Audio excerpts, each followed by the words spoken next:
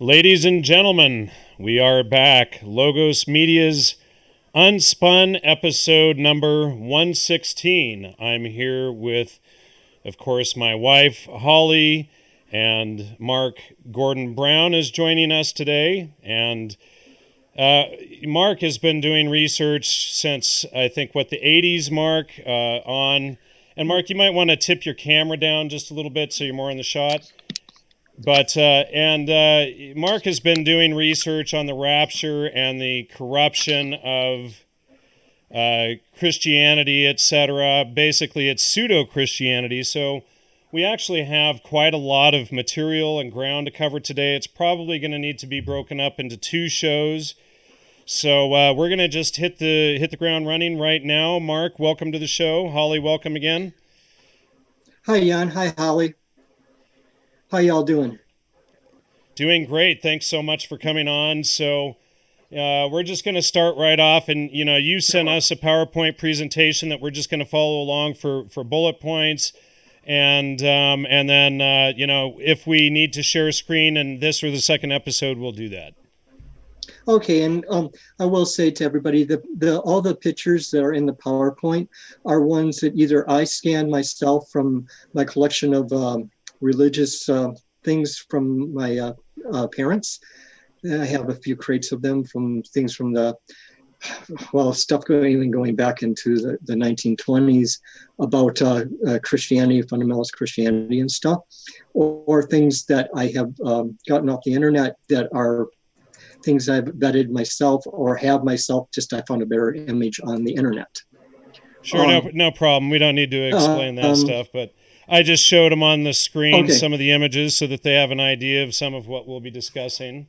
So let's just dive right in. This is going to be deep, folks.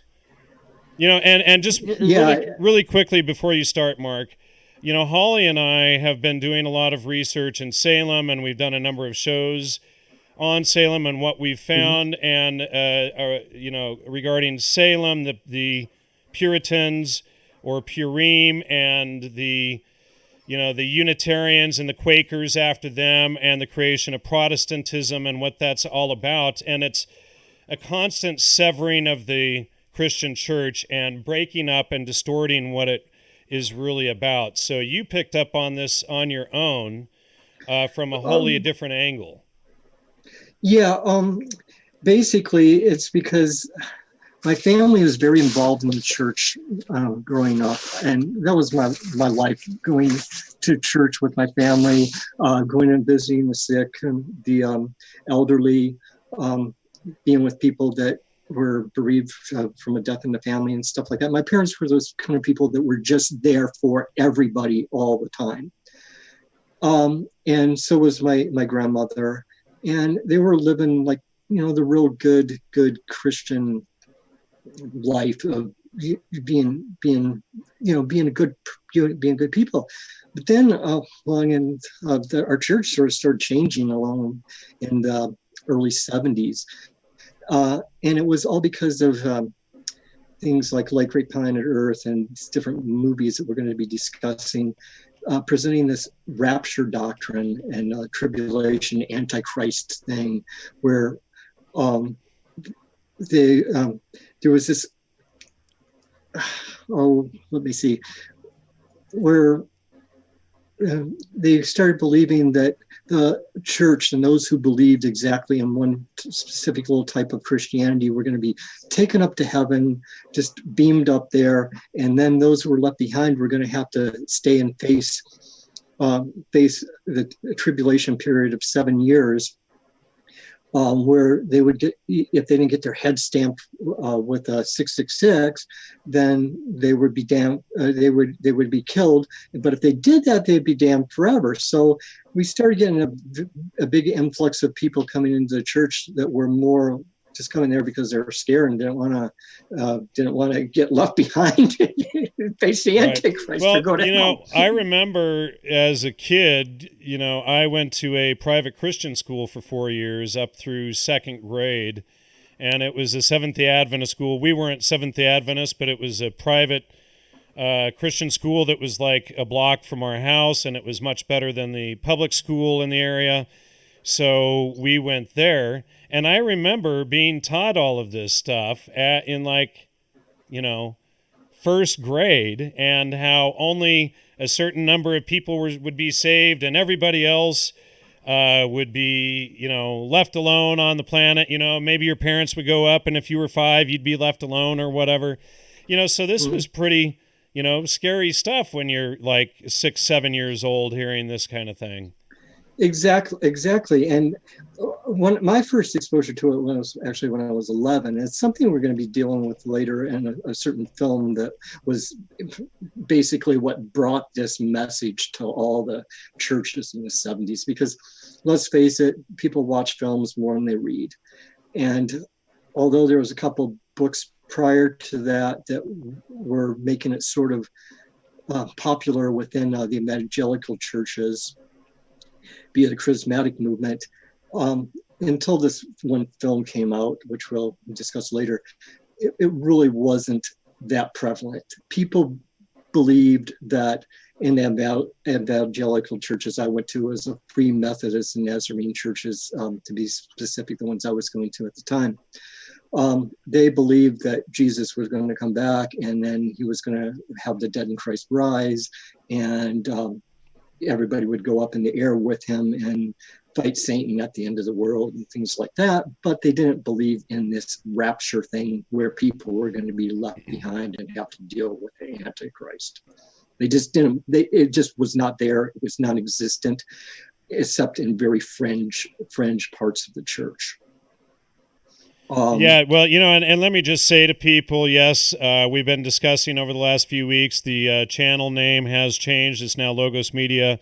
Gnosticmedia.com will be becoming logosmedia.com. Logosmedia.com is active. I just have to do some more work. Holly and I also have a brand new channel that I probably should have had a link for ready in the notes here. I'll put it in the chat. Thank you. Yeah. And please subscribe to that, because we have to get 1,000 subscribers before we can, make any money from that, etc. So also we have,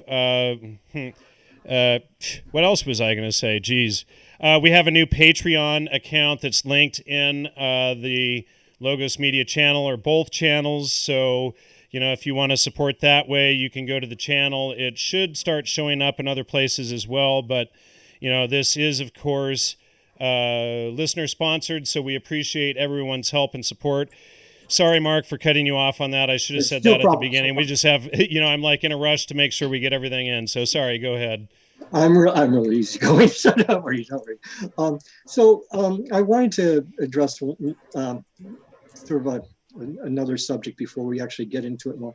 Now, in our society, the views of heaven, hell, and Satan aren't really coming from what's in the Bible and New Testament, or even the Old Testament. Most of what our society as a whole gets their idea of heaven and hell from are coming from works like the writers of Dante, John Milton, Christopher Marlowe, Blake, Goethe, Swedenborg, painters like Bosch, and that whole school.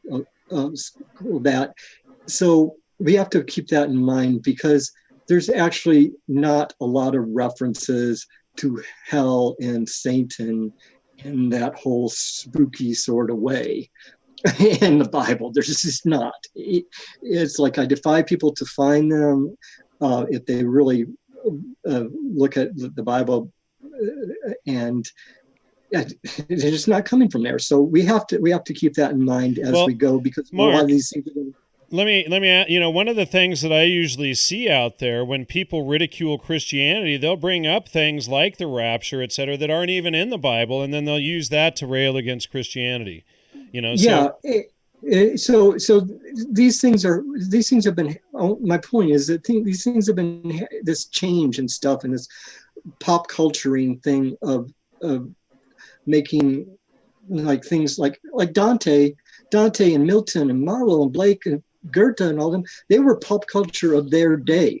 Yeah. I mean, people think that people back then didn't have like a whole pop culture thing or like we have, but that was a pop culture that their day. I mean, Dante was a pop writer. He was just along the same lines as, say, a Dan Brown or something. The same with Milton and Marlowe, and Marlowe and Blake and Goethe. I mean, the whole Faustus thing with Marlowe and Goethe, and it goes into operas too and things like that.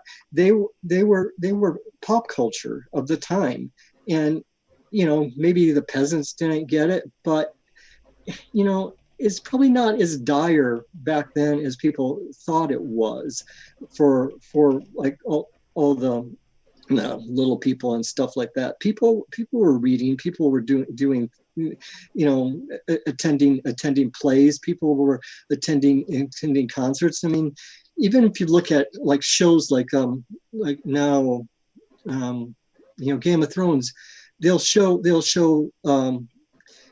people going to these little street plays and stuff like that, and especially like the works of Marlowe and Goethe with this Faust. There was like little street plays all around Europe of the Faustus story. So all this devil and hell stuff basically is more coming from these pop culture sources, even in the historical pop culture sources, and the Romantic poets, of course. Lord Byron, what's his name, Shelley, things like that. They brought in their whole ideas of what Satan was and Lucifer and stuff like that, and added it. And so that's where we're coming from as well, because it's going to play into this whole, how this whole rapture antichrist thing plays out within society as a whole, because it's not just affecting Christianity, as we'll see as we go on. It's affecting all of our culture. And I'm going to show where it goes into things like even like The Walking Dead is a variation on this theme. Let me ask you this, because I grew up going, the Christian school I went to was called Mesa Grande, which is a Seventh-day Adventist school associated with the famous Loma Linda University Medical System, or Medical School, and the Loma Linda Academy, which of course is a Seventh-day Adventist town. Now, that's a vegetarian town where the New Testament actually speaks against vegetarianism, for one thing, and calls those who eat only shrubs or vegetables weak. But there's a whole section in there about eating whatever is clean and good to eat. And so they take this, but I noticed, I think that was created by Ellen White, and that's out of the burned over district in New York, that apparently, let's see, I think the Fox sisters were associated with that. Have you looked into any of that? A little bit of the burned over, but more of what I looked into as a burned over district was just in regards to Mormonism. Where we're going with this, though, the rapture doctrine basically, though, is coming out of Scotland and England. And it's basically, there was a young girl, Margaret MacDonald, and her congregation in Port Glasgow, Scotland, around just one second here, 1829, 1826 to 1829, they started having these sort of charismata events where they'd start prophesying and speaking in tongues and manifesting miracles and stuff like that. Now, all of Britain sort of started hearing about this. So a group called the Plymouth Brothers sent up John Nelson Darby and one of his associate, another associate. Just one second here, I gotta get my notes up. And sent Benjamin Wells. Newton. Yeah, Benjamin Wells to investigate. And now they said that these people were experiencing demonic manifestations. But what happened afterwards is that John Nelson Darby, he started promoting this, coming up with this idea of dispensationalism and Christian futurism, where basically dispensationalism is that God releases information to, or uncovers, reveals information in the Bible, Old Testament and New Testament, to each generation as it's ready to hear it or needs it. So the idea of the rapture, what Darby was basically saying is, well, I'm uncovering this idea of the rapture now because you didn't need that before. And that, excuse me, you didn't need this before because it wasn't going to happen right away. What slide number are you on by chance? I'm on number four. So, yep. Go ahead. I just wanted to say that this connects in. I mean, it's kind of perfect timing because Jan and I, with our research with Salem, we started to go forward into the early 19th century, and we connected Cotton Mather and Increase Mather's work to the first and second Great Awakenings in America.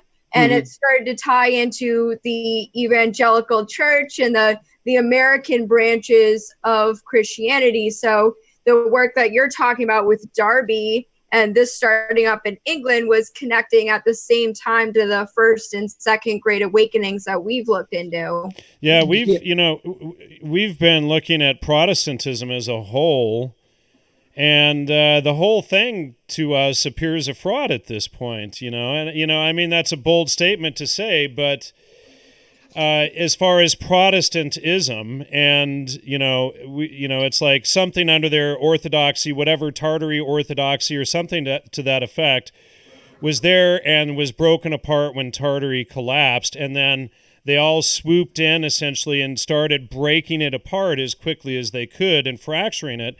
Even today we have congregationalism, which is all of these, a congregational church is, it's just the church itself and the minister. There's not a larger group of churches outside that. And that's against the teachings of the New Testament. I also wanted to say thank you, I Belong in the Kitchen, for your $20 donation a minute ago. That's really nice. And thanks for the comment. She says, great topic. So thanks so much. And thanks, Mark, for coming on. Thank you so much. I'm trying my best. I get a little bit tongue-tied here. Whose volume is too high? Somebody's saying it might be mine. So let me know. No, my voice is screechy. Can you turn down mine at all? Your voice isn't screechy. Well, I disagree, but yeah, sorry. Anyway, go ahead, Mark. Okay, so Darby, he did this whole came up with this whole dispensation, right?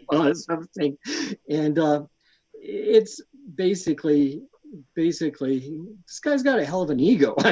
Sorry, but he's got a hell of an ego. He's just like saying, well, basically, okay, God just revealed all this stuff to me, and he's basing a lot of it, where his eureka moment came from reading First Thessalonians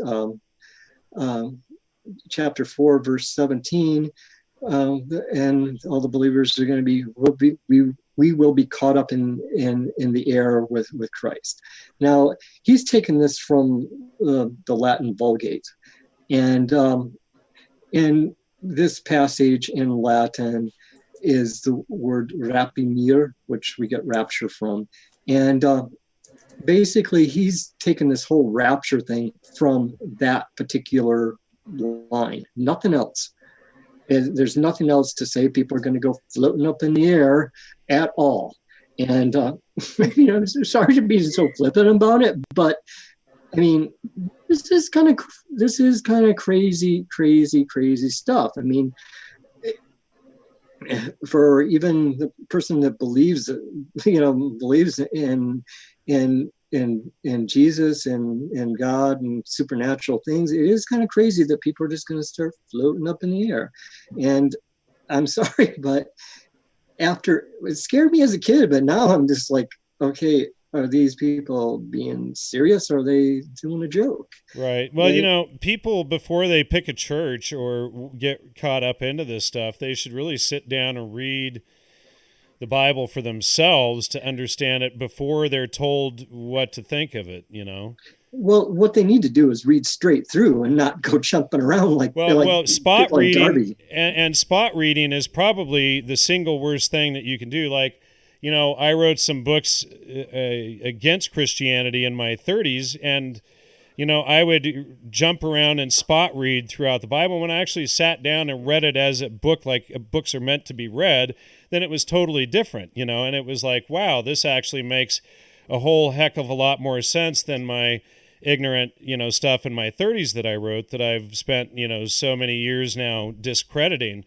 But you had to look at it on your own and then, find the community that you want to partake in. And, the interesting thing about the New Testament, it says, when two or more are gathered in my name, we are a church. So right now, this is church. You don't need the building and all of that, and, Holly and I, a few weeks ago, when we were driving up to Northern California or driving back, we were listening to this guy, Joel Stein. Joel Osteen. Joel Osteen, right. And this guy really promotes this whole divine grace bit, which again is not part of the teachings of the New Testament. This guy runs these mega churches and stuff, but it's based on this idea that, it's sort of like the chosen people. When you were born, you were already chosen. You can just do whatever you want. Predestination. Right. You don't need good works. You don't need good behavior. And then that's even been further co-opted, and Holly figured this out recently with the Protestant work ethic. Basically, the Protestant work ethic, your work replaced good deeds, So, they've constantly stretched and taken it away from, the original intent. Well, I mean, at this point, it's like even the occultists are more about doing good works for karma's sake than, say, evangelical Christians are nowadays. You'll get some that will be, but a lot of them, it's just like, oh, well, I'm in grace or whatever. It's like, I really don't, I can do what I want. I can screw up. I can screw you over. I can do whatever. And I'm still going just because I believe in this particular version of Christianity. And I'm sorry, but that is just not what this book is saying. So it's like, go down and read it. If you're going to read it through. I mean, that's the big thing, is I had the benefit, and I'll be honest with everybody, I'm not sure exactly what I believe at this point because of the whole Tartary issue and things like that. And I'm just looking for the truth, like hopefully everybody else is. Maybe some aren't. And I mean, we've dealt with a lot of those. Thanks, Rugi.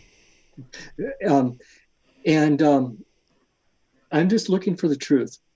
So when I talk about this, keep that in mind, people. I'm just another person searching for the truth.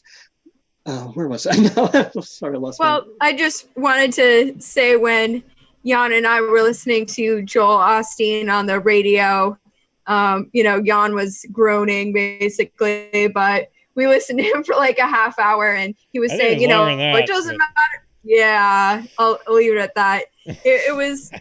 Joel Osteen was like, it doesn't matter, what you do. If you fall, grace is waiting for you. And like, he just kept on repeating that, grace is waiting for you no matter what you do in your life. And of course, he's got like a mega church with like, you can hear the crowd in the background. Everyone's like everyone was cheering, like so excited. And he was the one that, he got criticized like a year or two ago when there was a big flood or a hurricane. Yeah, Harvey. Well, we're like, why didn't he allow people inside of his church, to protect people during the storm and all this stuff. And he, the guy's a millionaire. He just like brushes everyone off because he's got grace, Well, and that whole divine grace thing, these guys, it doesn't matter how bad you fall or how much into iniquity you are. He argues, well, that's when God is there to save you. And this is, to me, all the spin, because you're supposed to be living in truth, doing, living honorably, and, doing the best that you can to always be a righteous person. That's why it's called when something is correct, it's the right. It's your right. It's righteousness on the right. It's the right-hand path, or on the right hand of God, the right arm of God, the right side of God. The Bible repeats these things over and over, that truth, honor, righteousness, etc. are all tied as part of the right-hand path. And then you have the left-hand path, which is lies, iniquity, drugs, prostitution, whatever the case may be. That's all on the left-hand path. And then when you wake up to all of this, it's like, and for me, it was using the trivium for 8-9 years and following truth and always looking for truth. And then it's like, well, okay, I have to read these things to understand them. And then it became obvious to me that the trivium was how we find truth, whereas the New Testament was how we live in truth.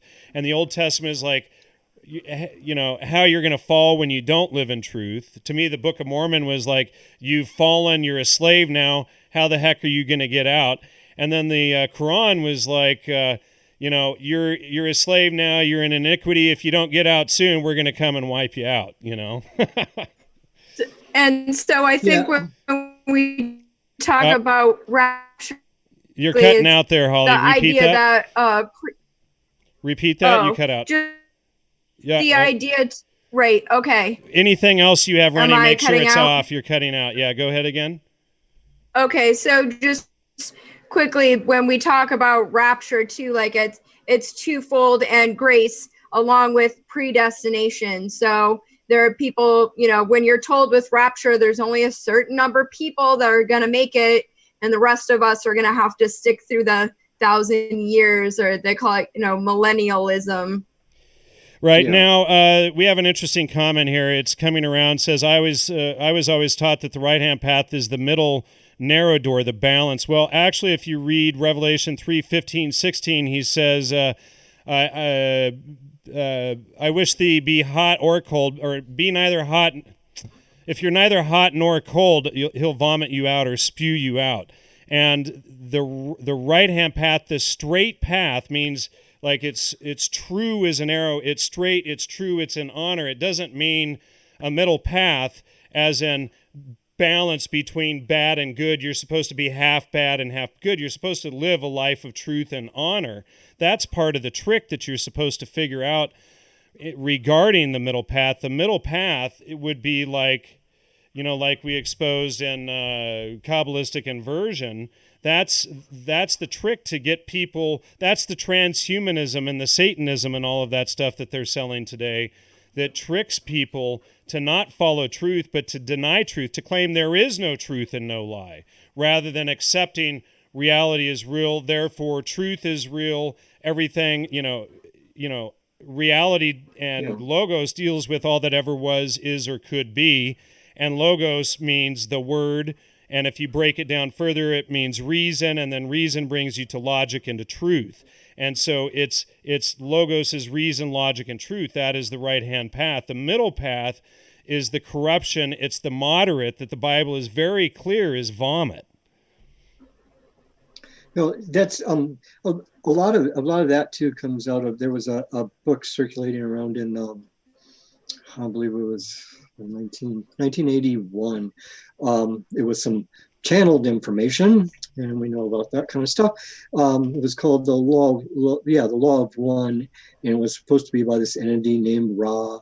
And these people were promoting this idea of that you could advance spiritually by either being in service of self or in service of others. And the people that were in service of self, it really had to be completely bad.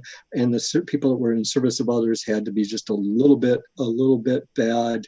But a little bit more good. It was like, and this is some of the wacky stuff that came out, and I didn't even know how to fit that one into it, because they did they did like a little bit of stuff on the rapture and Antichrist and whatnot like that in that channel that so-called channeled information.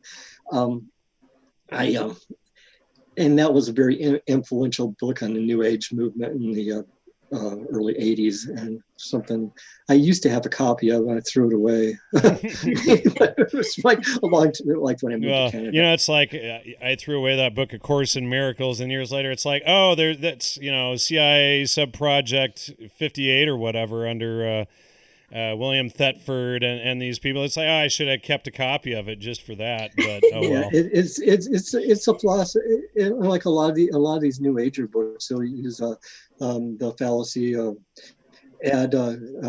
Jesus Christus, appeal to Jesus Christ. They use it all the time. It's like those people, Abraham Hicks and stuff, are the ones that do the secret thing. There's like, well, that's what Jesus was saying. Mm-hmm. That's what Jesus was saying. And people do that all the time, like in channeling and stuff like that. And that's something maybe I was going to get into later after. Sure. Well, we'll let you go on. What slide number are you on now? I'm still with Darby. Now, the Plymouth Brethren, John Nelson Darby, he wrote he did like a lot of versions of the Bible. I don't really believe that he actually did them all. I think he probably had a team, but he came out of the Plymouth Brethren. He is credited to being the father of dispensationalism and the father of Christian futurism. Can you give me the actual slide number that you're on, please? 5. Thank you. 5. So anyway, he's considered to be the father of Christian futurism, and that Christian futurism, where they believe that such books as the Apocalypse of John and the Book of Daniel are about events in the future rather than events taking place back in those times. So basically what they'll do is they'll hopscotch around, the Gospel of John and the Book of Daniel, and then they'll go into Matthew, and then they'll go into Jeremiah or whatever, and pick little pieces out and put them all together and say, okay, this is what's going to happen in the future. And what they came up with was the rapture and the tribulation period with the Antichrist. Now, just so you know, you do have some images there. You're actually on slide number 15, not 5. Make sure you go by okay. So, and then, so we actually skipped over some images there that we should have apparently shown. Oh, is that the Scofield Bible? Right. So you have images on slides 9, 10, and 11. Were we supposed to show those? Those are just proof. Some proof I have that there was no mention that the rapture in my family Bible's dictionary.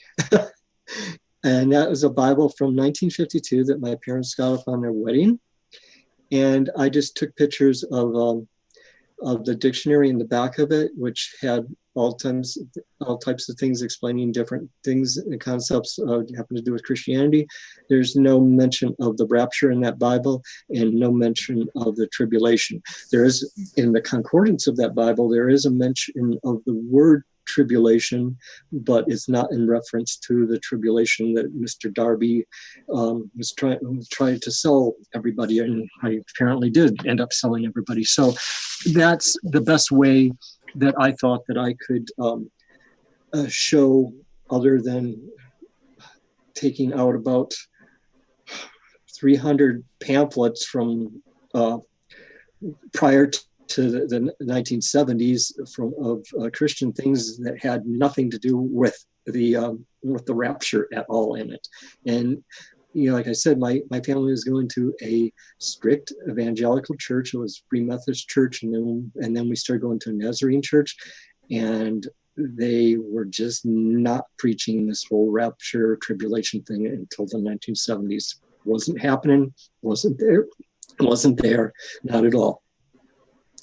And that's the only way I could think of showing it in a short period of time. Okay. Okay, so if we can go back here to up to slide 15. I guess we're on slide 15. Yeah. So or actually we'll go to slide 16. Sure. So Darby, he was a part of this thing called the Plymouth Brethren, and they began in Dublin, Ireland, near really conservative, maybe like, that's probably a put down by the people on Wikipedia or Google or whatever, non-conformist evangelical offshoot of the Anglican Church. Okay, well, I haven't been able to prove anymore if this is like really like some kind of psyop via the Anglican Church, but it's sure looking like one to me. And so they were also a part of spreading Christian Zionism, and that whole idea that in order for Jesus to return to earth, that Jews had to return to Israel. And we all know how that whole thing has turned out for a hell of a lot of people. And then we're going to go to slide 17. And I want to interject there really quick, Mark. Sure, go ahead. When the Jews came to the U.S. as the Purim, they were creating a Zion or a new Israel here as well, and we've discovered quite a lot of evidence for that. But that plays into the Canaanites and Amalekites and what's discussed in Esther, in the book of Esther in the Old Testament, and then of course we know about the annihilation of the Native Americans that was done under the auspices of that. Yeah, and the thing is, Native Americans were a varied group of people, and if you look back at old photographs, it just trust me on this, people. Look back at old photographs and old drawings of different Native American tribes, and it was a lot more diverse than it is now. Just do that, people, if you really want to understand what's going on, because what I've gathered on my Tartary research, which is something completely different, is that North America and South America and Africa were a lot more varied and racial makeup than people are letting on. And after the fall of Tartary, things got a lot more segregated. I don't even know how to explain it, but we can deal with that at another time. But just people really go and look at the variety of people that were in the Americas prior to the Pilgrims coming over or whatever, So I'm sorry for that tangent, but we can go here. Next on my list is the Scofield Reference Bible. Now, the Scofield Reference Bible was made up by this guy, Cyrus I. Scofield. And the thing is, I doubt whether he actually did the whole thing himself. It's probably had a group of people, but he's given credit for doing the whole thing himself. Now, the Scofield Reference Bible also spread this idea of Christian futurism and dispensationalism, as well as Christian Zionism. And they did this by taking the passages, each page in the Bible, and placing it in the middle, and then having some stuff about what it meant on top, what it meant on the bottom, what it meant in the middle, and basically putting their spin into it.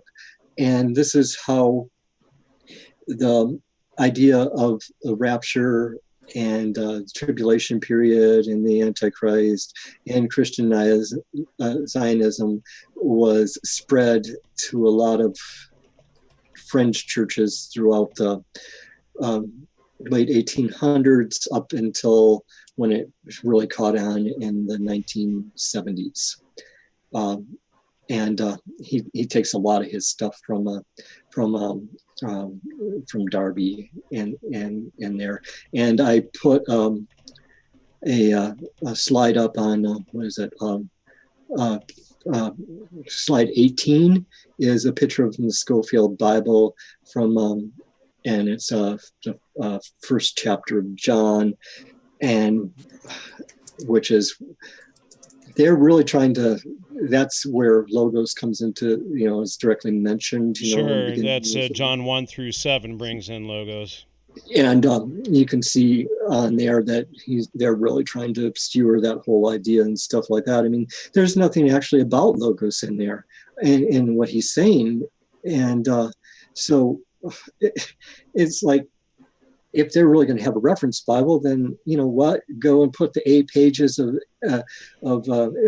translating logos from Greek to English in there. Right. What I'm going to do is, since you brought that up, is I'm going to pull that up in on screen here so that people can see that. In the beginning was the Word was God. So what I'm going to do is I'm going to switch to the King James version with Strong's Concordance. So when we go to King James, so it's, I got to put it on Strong's Concordance there. Sorry, folks. And so something said, implication, taught, subject, discourse, reasoning, that is mental faculty or motive, by extension, computation. So this is all about thinking. This is, if you think about it, logos, logic. So question, reasoning, reckon. Okay, so these are all things that deal with finding truth and thinking. It's not just, blindness and, floating up in the sky or whatever. The Word was God. What does that mean? I mean, if you don't understand that logos is reason is truth in the Word, then you're not going to get the bigger picture of what the New Testament is teaching, and that's probably all done by, intent. And that's what I'm thinking too. I mean, the thing is, a lot of these things you just cannot find the smoking gun or whatever, but you can glean it because it's so apparent that this is what they're doing. It's just,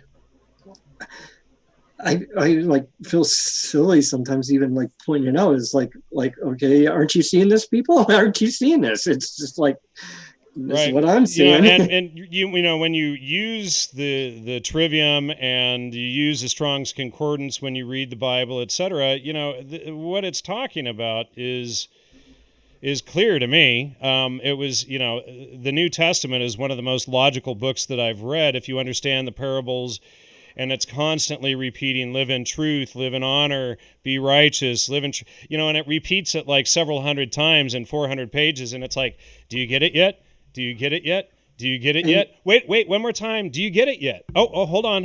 One more time. Do you get it yet?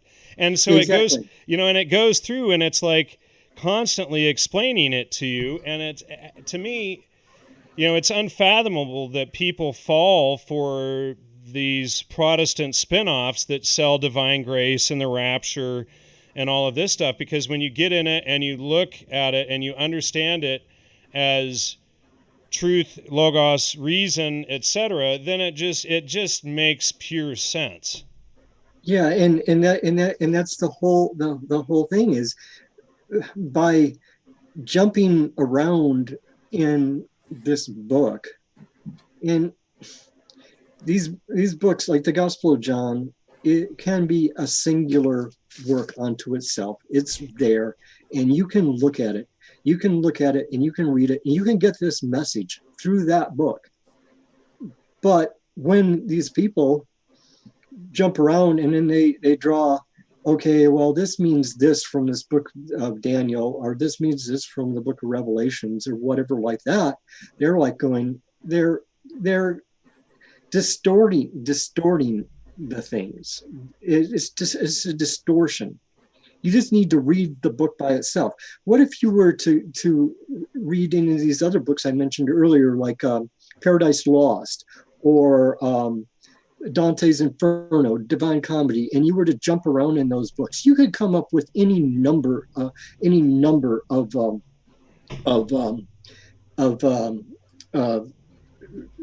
theories or side stories from any of these books, and these people are doing a disservice to everybody by just jumping around and saying, okay, this is here and this is there and that. But this is how I figured out what they were doing. I figured this out quite some time ago. I just haven't. I'm a shy person, so I get tongue-tied and things like that. So I just haven't, put it out as much until you asked me to come on the show and talk about this, and I'm glad you did. But what happened, if they're thinking like this, then okay, this is their method. So this is how I'm coming up with what I'm coming up with is how they're using all these disparate things to sell this whole story, which I think is trying to lead to a one world government and one world religion.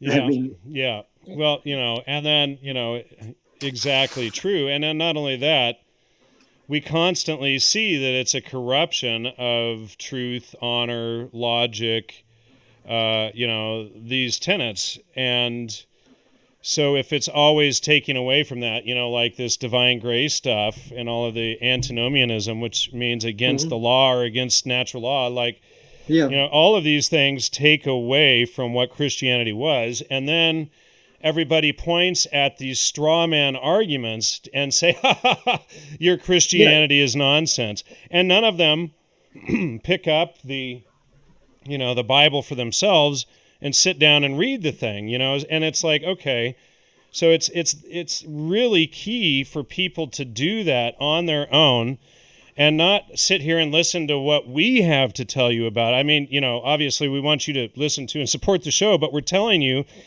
to get out there and read it and study it for yourself, not take Mark, Holly, and Jan's opinion on it solely. Get in there and read it for yourself. I know people out there who only want people, say, to, read just the King James Bible. Oh, you can't read anything else. It's a simulacrum or whatever, so therefore there's no missing books and this sort of stuff. But, well, how come if there's no missing books, we have the apocryphal text? Well, that means hidden, right? And then we have the book of Jasher, which is mentioned 3 times in the Bible. Well, that's not in there. So right there, we know there's 13 missing books. And so they're going to, so even if we say, okay, the Apocrypha wasn't in there, even though it was, even if we just go by the book of Jasher, then we know at least one book is missing. So you have to admit, if the book of Jasher is discussed 3 times, it's missing. And when you go in and you read these books, they give so much more context. And then you start realizing, well, hey, wait a second, these books explain everything. Maybe that's why they were taken out. And then after the book of Jasher, there's 12 other books that were missing, but like the Catholic Bible and some of the Bibles, they'll, like the King James 1611, they'll throw the Apocrypha back in, but it's just thrown in at the end of the Old Testament. This is a Orthodox study Bible, but the Orthodox study Bible actually at least puts the missing text back in, and it's got a really interesting thing here where it shows you, and if I can find it here quickly, it shows you a comparison of the different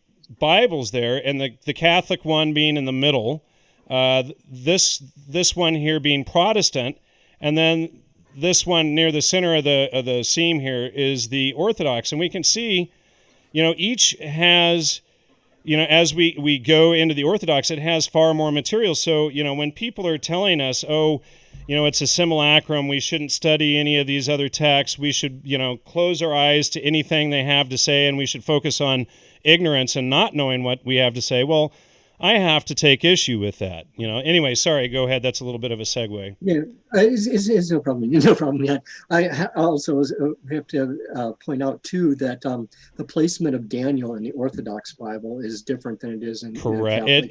It actually takes the place like the Revelation for the Old Testament, which is the last book of the Old Testament. They moved it back 12 spaces. And it's a very important point. It's a very important point. And also it has, was it Suzanne in it. And the Bell the Dragon, yeah. Yeah, and things that aren't in the other. There's one, the wisdom of Sirach, huh? Wait, what a sec? Wait, huh?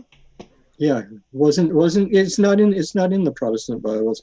And if we look at King James, I mean, King James, just look at King James and look at the list of people and what they did who did the translation for him. The only importance of the King James Bible, in my opinion, is that most of the laws in the U.S. and countries of the British Commonwealth are based on that. So maybe that's a good reason for understanding it. But if you want to understand what's in the actual Bible, you're probably better off to go with the English version of the Orthodox Bible. And I would agree with you, and I constantly hear, people out there proselytizing and saying, hey, you shouldn't read these other books. You shouldn't read, say, the Quran or any of these other books that are right-hand path. You should only read the King James Version. To me, that's a limited hangout, especially when they say that, you shouldn't accept any flattering titles in this sort of thing because, being a Christian means you accept the title of being a Christian, and it means that you might get killed for it, because when you understand logos and truth and living in honor all the time, the deceivers out there, they don't want people living in truth and honor. That's the big thing. So, and then you realize this, and it's like, wait a second, why are you trying to make me more ignorant rather than more knowledgeable? Why would it hurt me to read the Orthodox, the King James? I have the Polyglot Bible upstairs, and I wonder, from the Polyglot Bible, it takes the Old Testament, it breaks it down. I should have brought that one downstairs, but it takes it down and it breaks it, the Old Testament, and it ties it to the Greek in the Strong's Concordance rather than the Hebrew. Yeah, exactly, and that's an important point too. Personally, I think I'm one of the people that believes that the Old Testament was written after the New Testament. I believe I'm in that camp with you, and that's, people scream at me for that all the time. I believe, and a lot of it is because of the stuff I've read on flamenco and things that he's brought up, and it would take us a long time, but he brought up a lot of points where the New Testament and the Quran were sort of blended in Tartaria. So we can go into that another time if you'd like. I'm still looking into it myself. So, but we can just go on here like a little bit. Sure. And what slide are we on? Sorry. We're going to get back to we're going to go on page 19. Now, we've discussed that John Darby came from the Plymouth Brethren. Also coming out of the Plymouth Brethren was our old buddy Aleister Crowley. And he was born to wealthy members of the Plymouth Brethren. But he separated from that belief system to explore the occult. And, the rest is history. We've dealt with him a lot. However, one thing I want to make a point of is that in 1904, Crowley claimed that he took dictation from an entity named Awas, which resulted in the Book of the Law. And this work described the new eon of Horus, new eon controlled by the god Horus. Now, basically, I've read this. I started exploring all these things when I was younger, trying to look for an alternative to Christianity because of what the Rapture people did to my family's church. So I've read all of Crowley and all this stuff like that. And basically, the Book of the Law is a sort of left behind thing for people that would rather live in a world devoid of Christians. And basically, that's Satanists, basically people that don't want other people thinking and catching you in a lie, so they promote all of this stuff. And, somebody's in the chat group right now arguing that it's mushrooms. We've already covered that it's logos, that it's about truth and honor, but they're bringing up these left-hand path tactics, which I fell for in my youth. And, so let's get it back onto truth, honor, logos, integrity. Yeah, it's like you can argue that. Jan and I both know all that stuff. We both try to cleanse our pineal gland, do all like our chakra stuff and all that stuff like that. We've been through it, so you ain't gonna proselytize us into that. You're just not. It's not gonna happen. So just give it up. So anyway, Crowley does this work, and it takes some time to catch on. And it doesn't really start catching on until the 60s. And, Young, as well as other people, have done like a lot of work on exposing the people of the counterculture, like Timothy Leary and Terence McKenna and stuff, for making all this stuff more mainstream in society. And that brings us to the next slide, which is another linkage to Crowley. However, and Holly had brought up about this character, H.P. Lovecraft. Now, he began writing these pulp fiction novels in, around 1908, getting them published in magazines and stuff like that. They were about these strange alien gods or these older gods and things like that, like the character of Cthulhu, who kind of is a cross between a mushroom cloud and an octopus and a harpy or whatever like that. And that'll play into some point other that Cthulhu looks like a mushroom cloud, like the nuclear deal. Now, Lovecraft's work sort of mirrored some of the things in the works of Crowley and other occultists like Jack Parsons and the dude that started up Scientology, Ron Hubbard, and things like that. But people started noticing the similarities between the things in H.P. Lovecraft's novels and the work of Crowley specifically. Now, and 1972, which is kind of a trigger year as this discussion goes on, as you'll find out later. A man named Kenneth Grant, who was a former secretary of Crowley, started writing the Typhonian trilogies. And these books started to merge Crowley's magical system with Lovecraft's fiction. Now, as we progress over the time period through the mainstream pulp culture, the whole Lovecraftian ethos and the magic, the Typhonian magic that's stemmed from it, will start merging with rapture doctrine. But I put this here just because, well, that's where Lovecraft was on the timeline. And another person I put in here is Edgar Cayce, the Sleeping Prophet, just because of the timeline. His stuff will start merging with the rapture doctrine later on as well, even though he really doesn't say anything about it. But all of his talks about his Atlantis and stuff like this somehow become confused in people's minds as being a part of what's going to happen in the future, sort of a new age version of dispensationalism. So we're going to skip up to 1959 to and Vatican II. And Holly, thanks for bringing this up the other day when all of us talked on the phone, because, I had completely ignored this because, well, for one thing, I went to an evangelical church and not a Catholic church.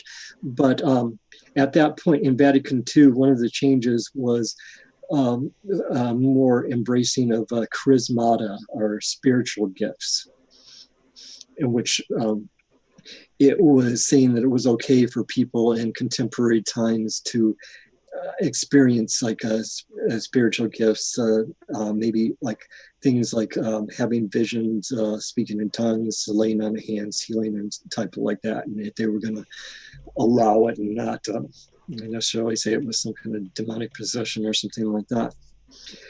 Now, this happened right along and coincided with the beginning of the charismatic movement.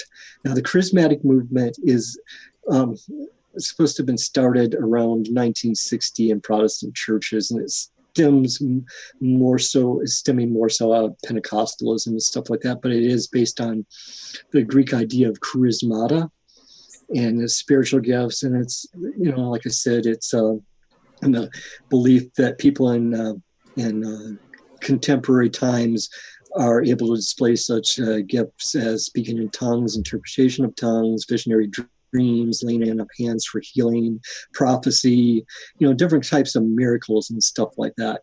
Now, the thing is with this whole charismatic movement, depending on what church you went to, if you went to the Pentecostal churches, okay, people would be doing, it was more of an emphasis on speaking in tongues, whereas the churches that I personally went to as I was younger, Free Methodist and the Nazarene Church, they wouldn't quite go there with the speaking in tongues thing. They thought that was more like a demonic in origin and not actually a work of the Spirit. And then the people in the Pentecostal churches would say, well, if you don't believe that our speaking in tongues is real, then you're being a follower of Satan and stuff like that, or blaspheming the Holy Spirit. And there was like a lot of back and forth. It was like, okay. It's like, oh, no, you're blaspheming the Holy Spirit. No, you're blaspheming the Holy Spirit. It was like, it was just got really childish between these denominations there for a while. But the thing is, it's like, I've been around people speaking in tongues in some of these churches and stuff like that. And the pastors at least would make an attempt to speak in little bits of Greek, Latin, and Hebrew, whereas some of the members of the congregation that weren't too bright would just do like a lot of gibberish. So it's like, I'm really not believing a lot of them were actually speaking in tongues. I just want to jump in there really quick and say thanks to Sean and I Belong in the Kitchen for $40 and $5 donations. Thank you so much. Good job, guys. And so that was basically what was happening with this charismatic movement just started taking over all the Christian denominations, except for Orthodoxy and more fundamental Mormon churches. I think it seeped into the main Mormon church a little bit, but it basically took over all of Protestantism as the 60s progressed and into the 70s, and started infiltrating the Catholic Church in the late 60s. And it still created quite a bit of a schism in the Catholic Church, and still hasn't taken over Orthodoxy, although there are some things similar going on in Russia as far as weird prophets and stuff like that, but we'll save that for another time, just because there'll be a show onto themselves, and hopefully I can get some more stuff done for you guys at a later time. Now, it's this also, I'm going to point out, just because you guys have been doing a lot of work concerning use of vaccines and the spread, and of course, Jan's work exposing psychedelics and things like that. Now, the charismatic movement coincides with the increase of the use of vaccines. Like right around 1960, we started getting more and more vaccines. I know when I was small, there was polio, smallpox, and tuberculosis. And my parents did not have, they had me get the polio one, but did not have me get the tuberculosis one or the smallpox one, because there was a lot of problems with those particular vaccines at that time. But then as I got a little bit older, maybe like just around 1970, they started coming in with the measles and rubella vaccines and things like that. So we can't ignore the fact that these things were coinciding with the rise of the charismatic movement. And now, especially the psychedelic drugs part, a lot of the people we started getting into our church when I was younger, we started getting some ex-hippies in that basically came to God because they started having hallucinations of demons chasing them and things like that. And well, even if they weren't on psychedelics at the time, you get flashbacks, folks.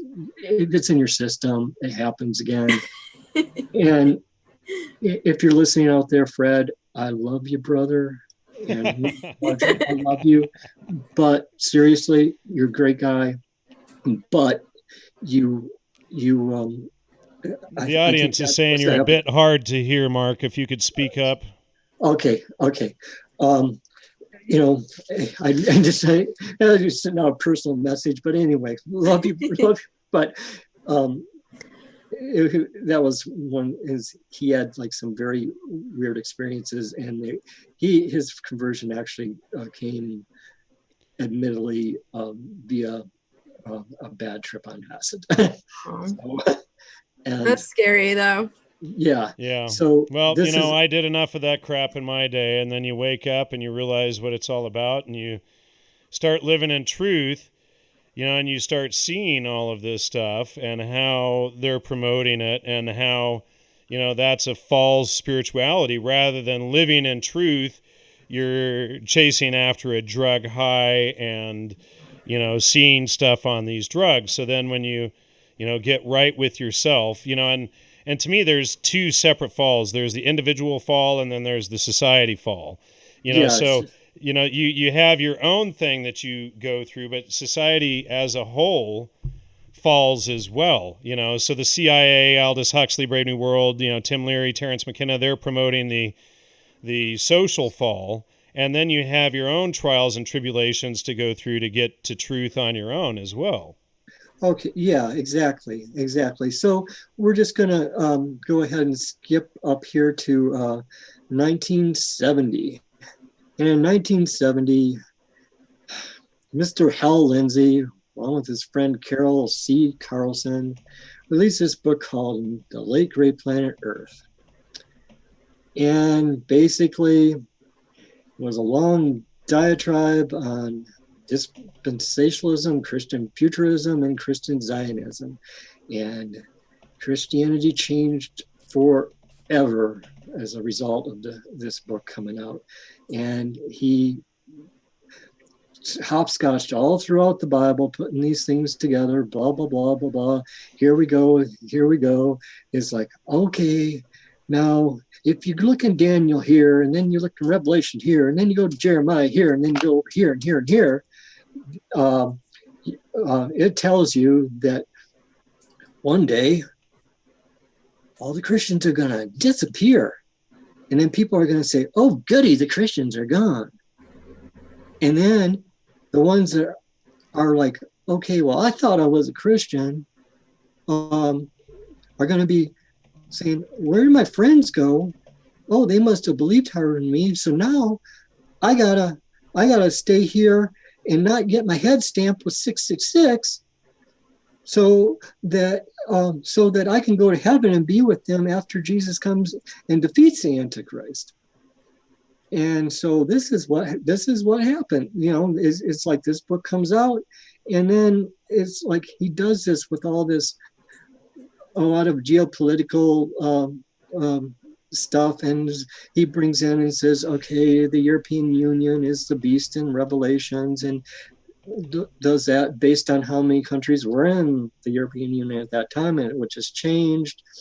And then he goes on about like how, whoa, Israel was founded in 1948. So I guess I'm betting the rapture is going to happen in 1988 because it's 40 years after the rapture. Check this out.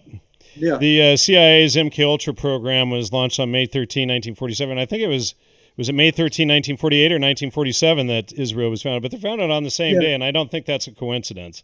Yeah, I don't think it is. I don't think it is either. And, the thing is, I'm cool with the rank and file Jewish person. I don't think that every single Jewish person out there is involved with this.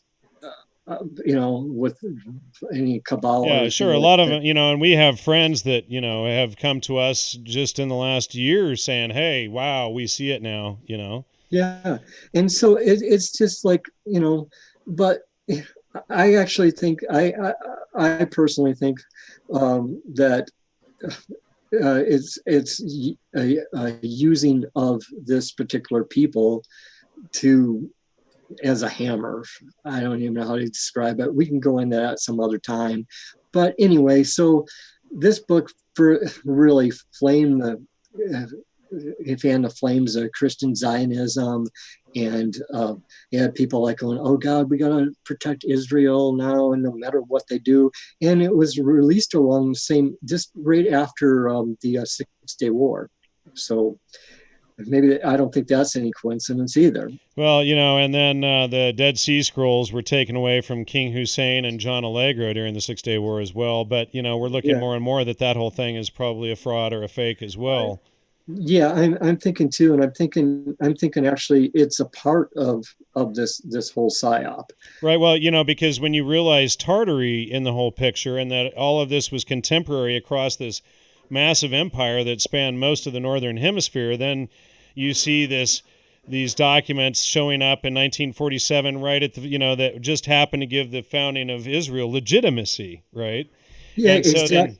then you have to start questioning it from this whole other level. But when you realize the house of Israel is the 12 tribes, and the 12 tribes was this huge, the largest empire the world has ever seen, and that it was based on logos and truth and honor, and that's how it spread so fast and so far. Then you start seeing all this stuff, and then it makes you, forces you to question the Dead Sea Scrolls' veracity, as to studying, Fomenko, who, for those that are intelligent enough to read them, I get, attacks even for presenting Fomenko. They'll bring up Mazarov or one of these guys and use a guilt by association fallacy and say, bring up one quote and say, well, see, therefore I debunked all of the 100 books that Fomenko ever wrote and all of his citations and everything. It's just the most idiotic arguments you can possibly imagine against the guy.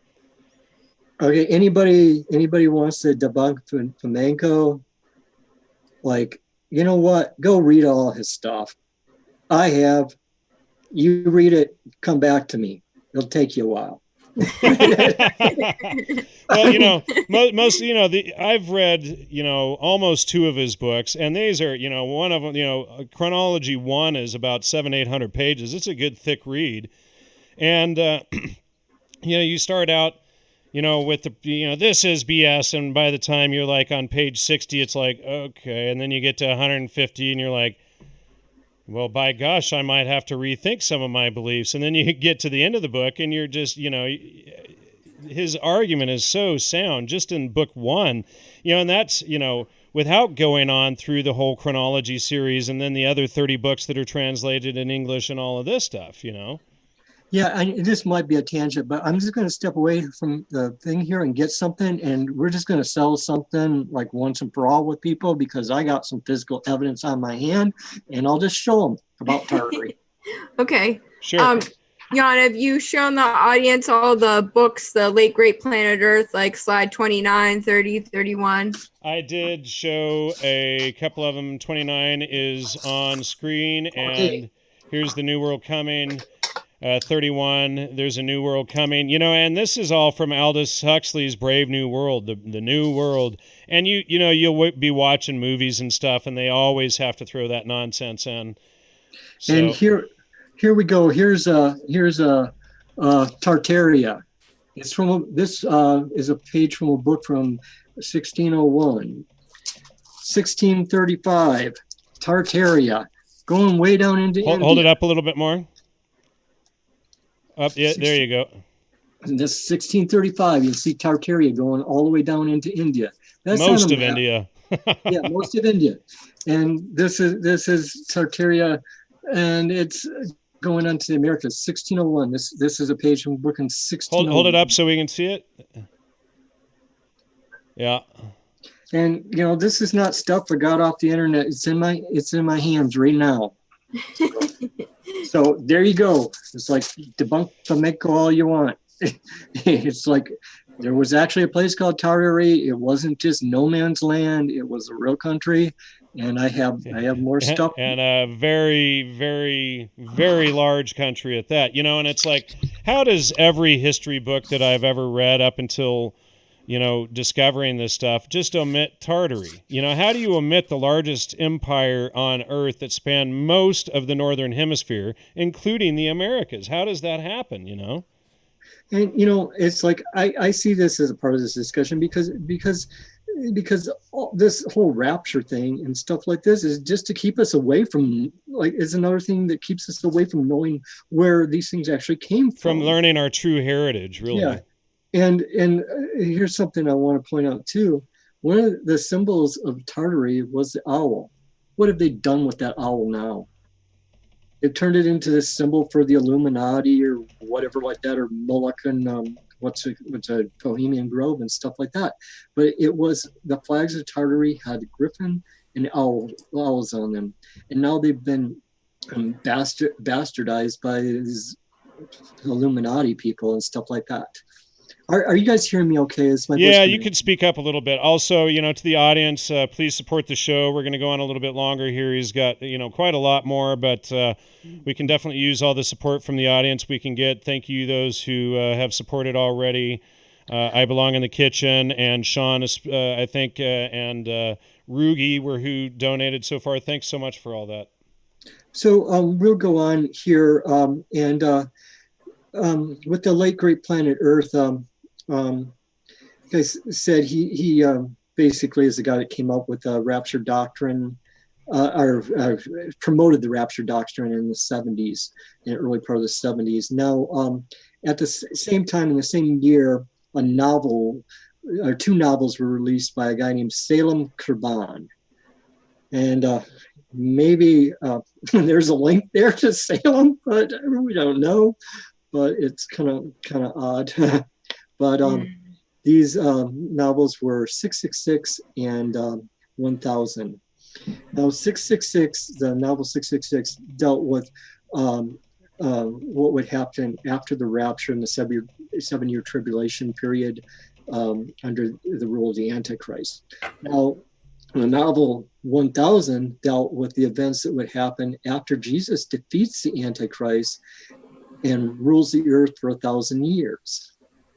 Now, I hope that people can see why this rapture deal that they're preaching is kind of a problem with all this, the globalists and stuff like that. So,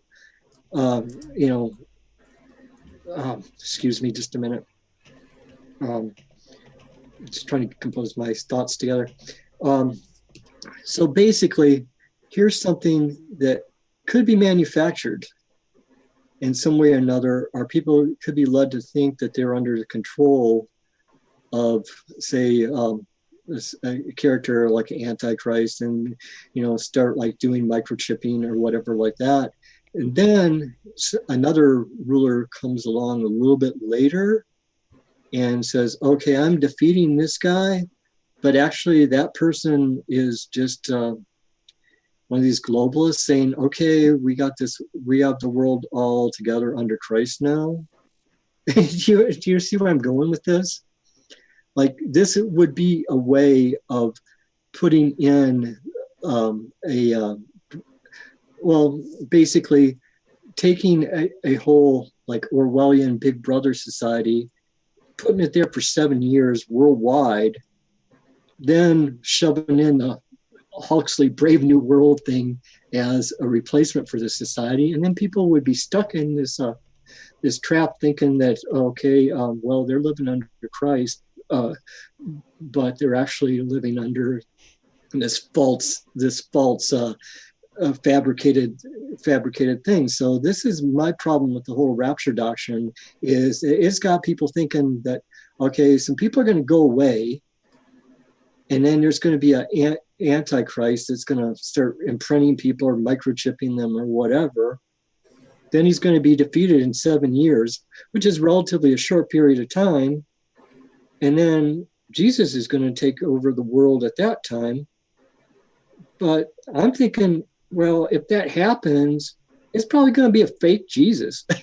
Well, there's a couple of different ways you have to think about it. There's always the blood of the lamb issue, which would be a whole show or series unto its own.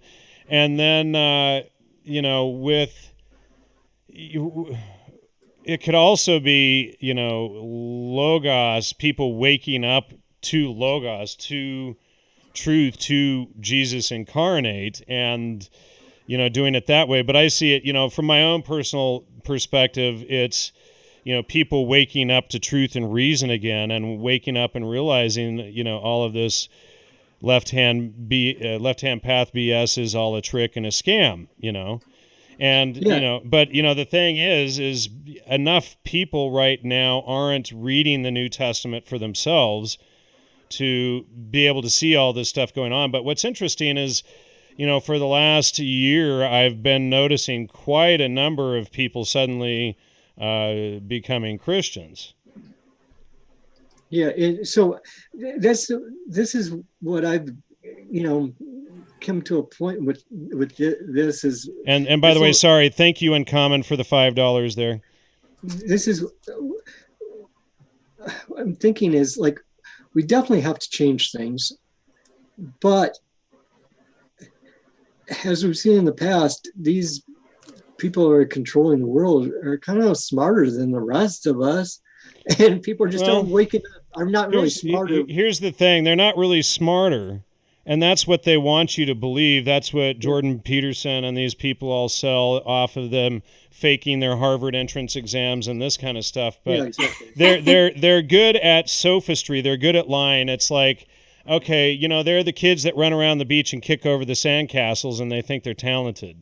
And that's what it really comes down to. But when people begin to use the trivium and begin asking who, what, where, when, why, and how, and fact-checking for themselves, then they quickly get on this same level, and then they can begin to see this stuff. But the issue is most people just believe what other people tell them rather than reading it for themselves. It's like, every time someone tells you, when I read the New Testament for myself, and I realized then that every single thing that anybody had ever told me about it was a lie. And that's, really mind-blowing. Somebody just mentioned Joseph Campbell in the chat, and Joseph Campbell was a huge fraud involved in all this stuff, was a big Crowleyite, etc., and involved in the Maverick Society, which was not far from where, again, Aleister Crowley has to come up. Do we ever do a show where his name doesn't come up? My goodness, I don't think so, because the thing is, at one time in my life, I was, into his work, but I mean, I found some of the things that he would call for people to do kind of repugnant. So that saved me from getting too far into it. And I mean, that's basically, I don't know I don't really want to go into that. Yeah, I mean, it's just, left-hand path. That's all you need to say, it's just disgusting. Yeah. So anyway, it's like, that's why I brought him into this, is because the thing is, he's from Plymouth Brethren, and then the Plymouth Brethren come up with this rapture thing. But even though he says he's not with the Plymouth Brethren anymore, he basically came up with a book that's like the left-hand path side of the rapture.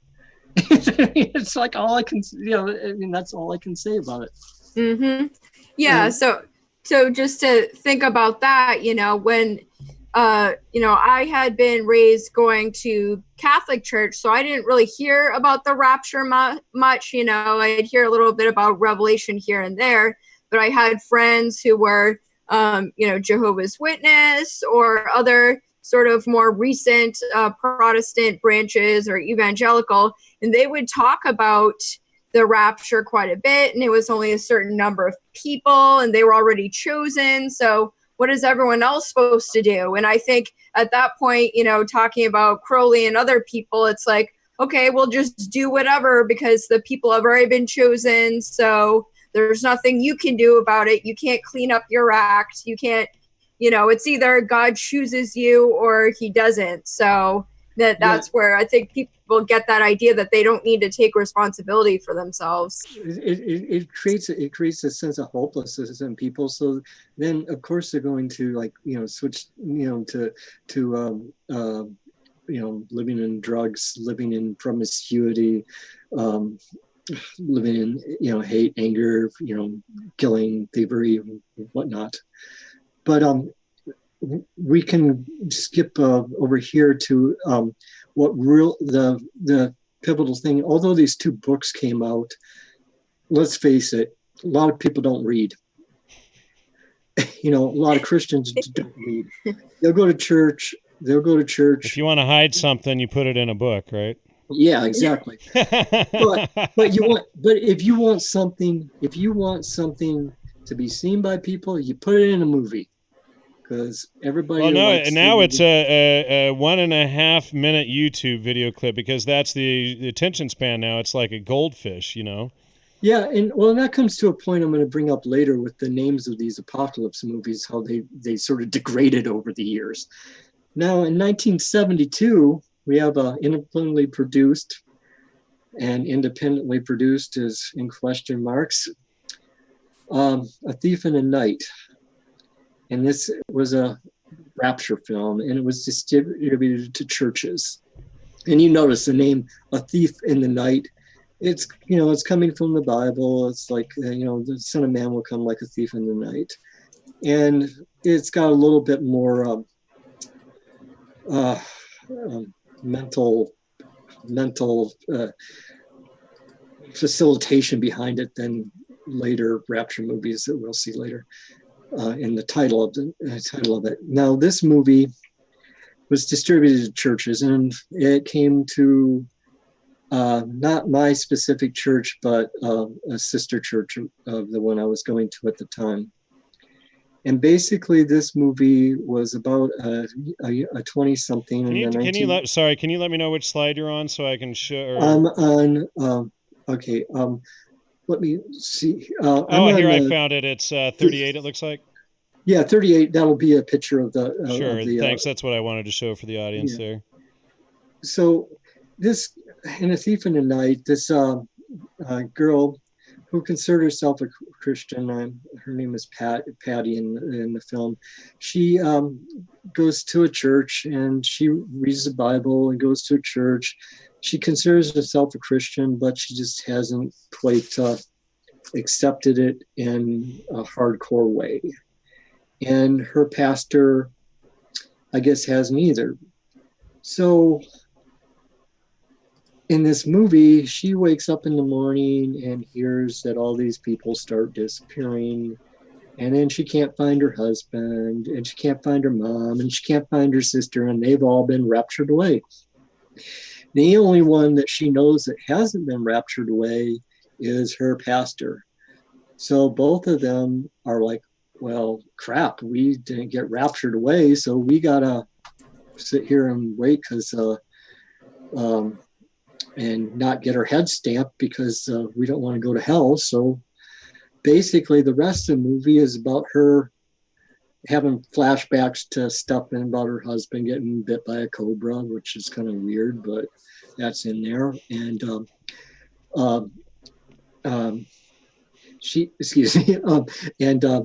then her and her pastor trying to escape not getting stamped. Now, I'm seeing this at 11 years old. And I'd never heard any of this before. My mom, my grandmother, my dad, they've been, reading me the Bible and stuff since I've been born. And never anything came up about this whole rapture, Antichrist kind of thing at all. And apparently, the same thing was for a lot of people at that church that night. And so they're seeing this movie. There's like little kids getting their heads stamped with the mark of the beast. And then the pastor, he ends up getting his head cut off, and because he don't take the mark of the beast. And then Patty, she's running away from her neighbor who is one of the people going around stamping people with the mark of the beast. And then there's this guy that's supposed to be the beast, and he's some old dude in there, and he's telling everybody, unite. And it's like, if you don't unite and don't get your head stamped, then you're not a proper citizen, and all that stuff like that. And then she finds out it's all just a bloody dream. But then the alarm clock goes off, and they start talking about how people are disappearing again. So then after this, and then the song by a Christian rock artist, at the time he's like one of the Jesus people, one of the people from that Jesus people movement.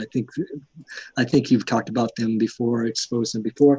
Anyway, he starts singing this song of, "Oh, I wish we'd all been ready" and stuff, and it quotes a few Bible verses, and it goes on slow and goes, "I wish we'd all been ready," and all this stuff like that. And two girls are in the field, one's taken, the other left, like all this stuff like that. And people are freaking out in the church, and they're crying and they're bawling. They're going up to the altar, and all these people are getting saved. So of course, like everybody at the people in the church at that particular church, they're like, well, this is cool. This film's like getting people saved and stuff like that. And so after that, all these churches, the churches I was going to, started promoting all the stuff from Hal Lindsey and this book and stuff like that. Now, I talked to my mom about it, and she's like, well, this kind of stuff kind of freaks me out. And our pastor Wormuth, he thinks this whole charismatic movement and these things are actually, and the people promoting this stuff are actually a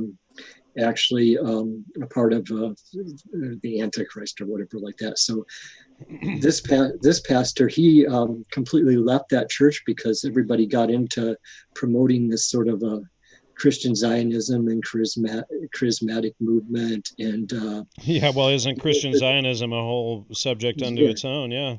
And he just didn't want to be a part of it, so he went to even a more rural church than the one we were at the time, and a farming community that, they were farmers, and he just couldn't deal with what was a lot of basically young Christians coming in, taking over the church, putting this charismatic stuff in there, and preaching all this apocalypse, doomsday cult stuff.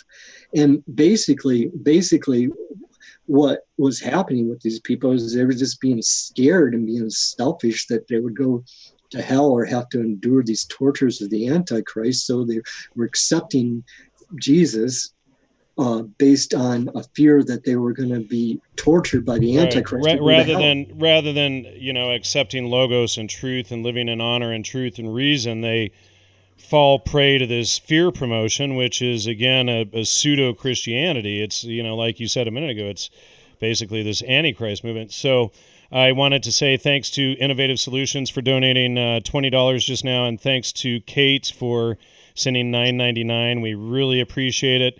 Of course, we are a listener sponsor. We're up to like 105 for the night. So thank you, folks, for supporting the show. We need all the help we can get. Holly and I, as you can see, the stack of books there, and we've been, trying to cover all we can on Salem and the Puritans and all of that. And that's such a rabbit hole. It's unbelievable. So all this help and support we can get, we really appreciate it. Okay. So that's good. Thanks, guys, for donating that, because these guys are exposing some things that need to be exposed. And the thing I've noticed about Jan after viewing his show over the years is he changes as new information is presented. And a lot of people, you can't say that about a lot of the people in the alternative media. They're sticking to their guns, even if they're presented with the information that they're not right. Yeah, and that's just the thing, is I try to follow truth. I started out, when I launched the show, it's been 10 years in a couple of months, and I started the show a total liberal, believing in psychedelic spirituality, and here we're talking about logos and living in truth and honor, so it's been a long time. We do have, somebody's asking, there are some shows that had to be, or that are off the site. There were some issues, so that's it for now. Hopefully we'll be able to get it back up sooner or later, but for now you'll have to forget about them, so we'll take care of it when we can. Mm-hmm. Okay, so sorry, which slide are we on now? I'm just checking where I'm at now. I'm kind of. Was it slide 39, Distant Thunder, or did we get past that? Okay, those movies there are all the sequels to A Thief in the Night. There's A Distant Thunder, Image of the Beast, and Prodigal Planet. They did 4 movies in total.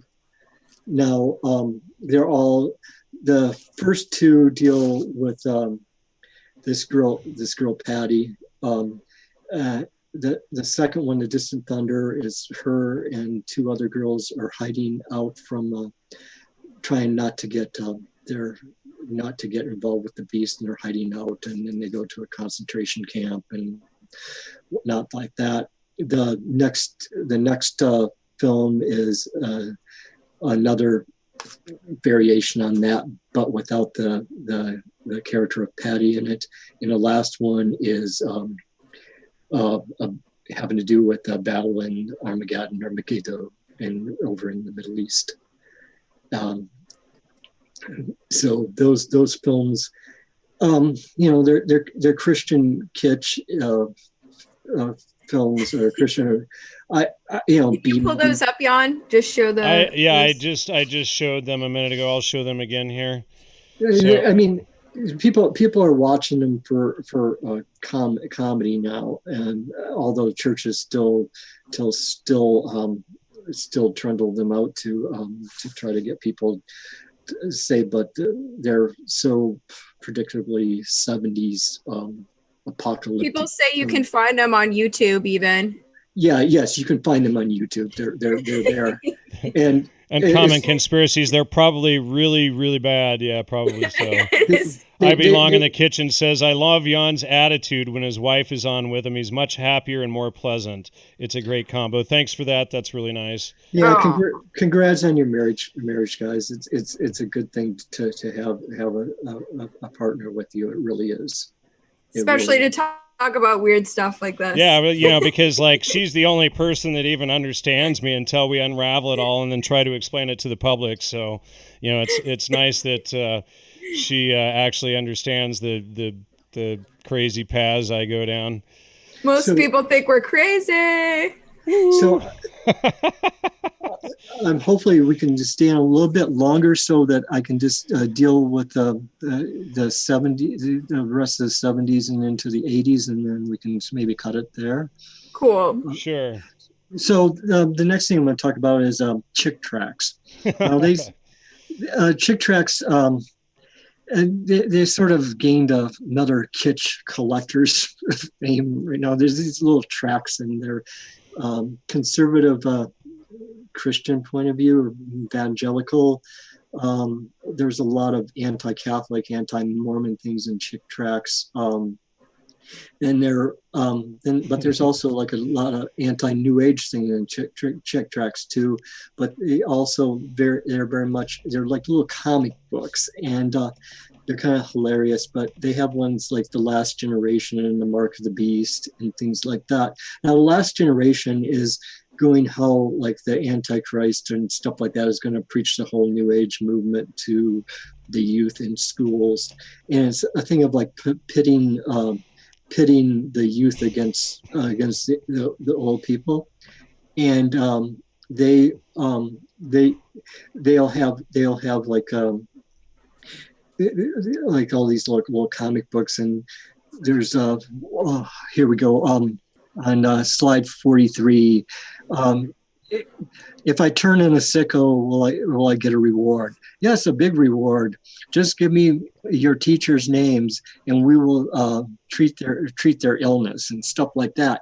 Now, the thing is, what's really funny is some of the images in the chick tracts where I'm showing them on screen right now, so you can, if you want to keep going.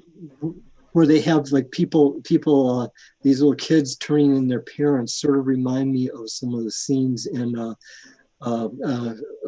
B movie from American International called Wild in the Streets, where an 18-year-old rock star becomes president of the U.S. and they put all the older folks into a concentration camp.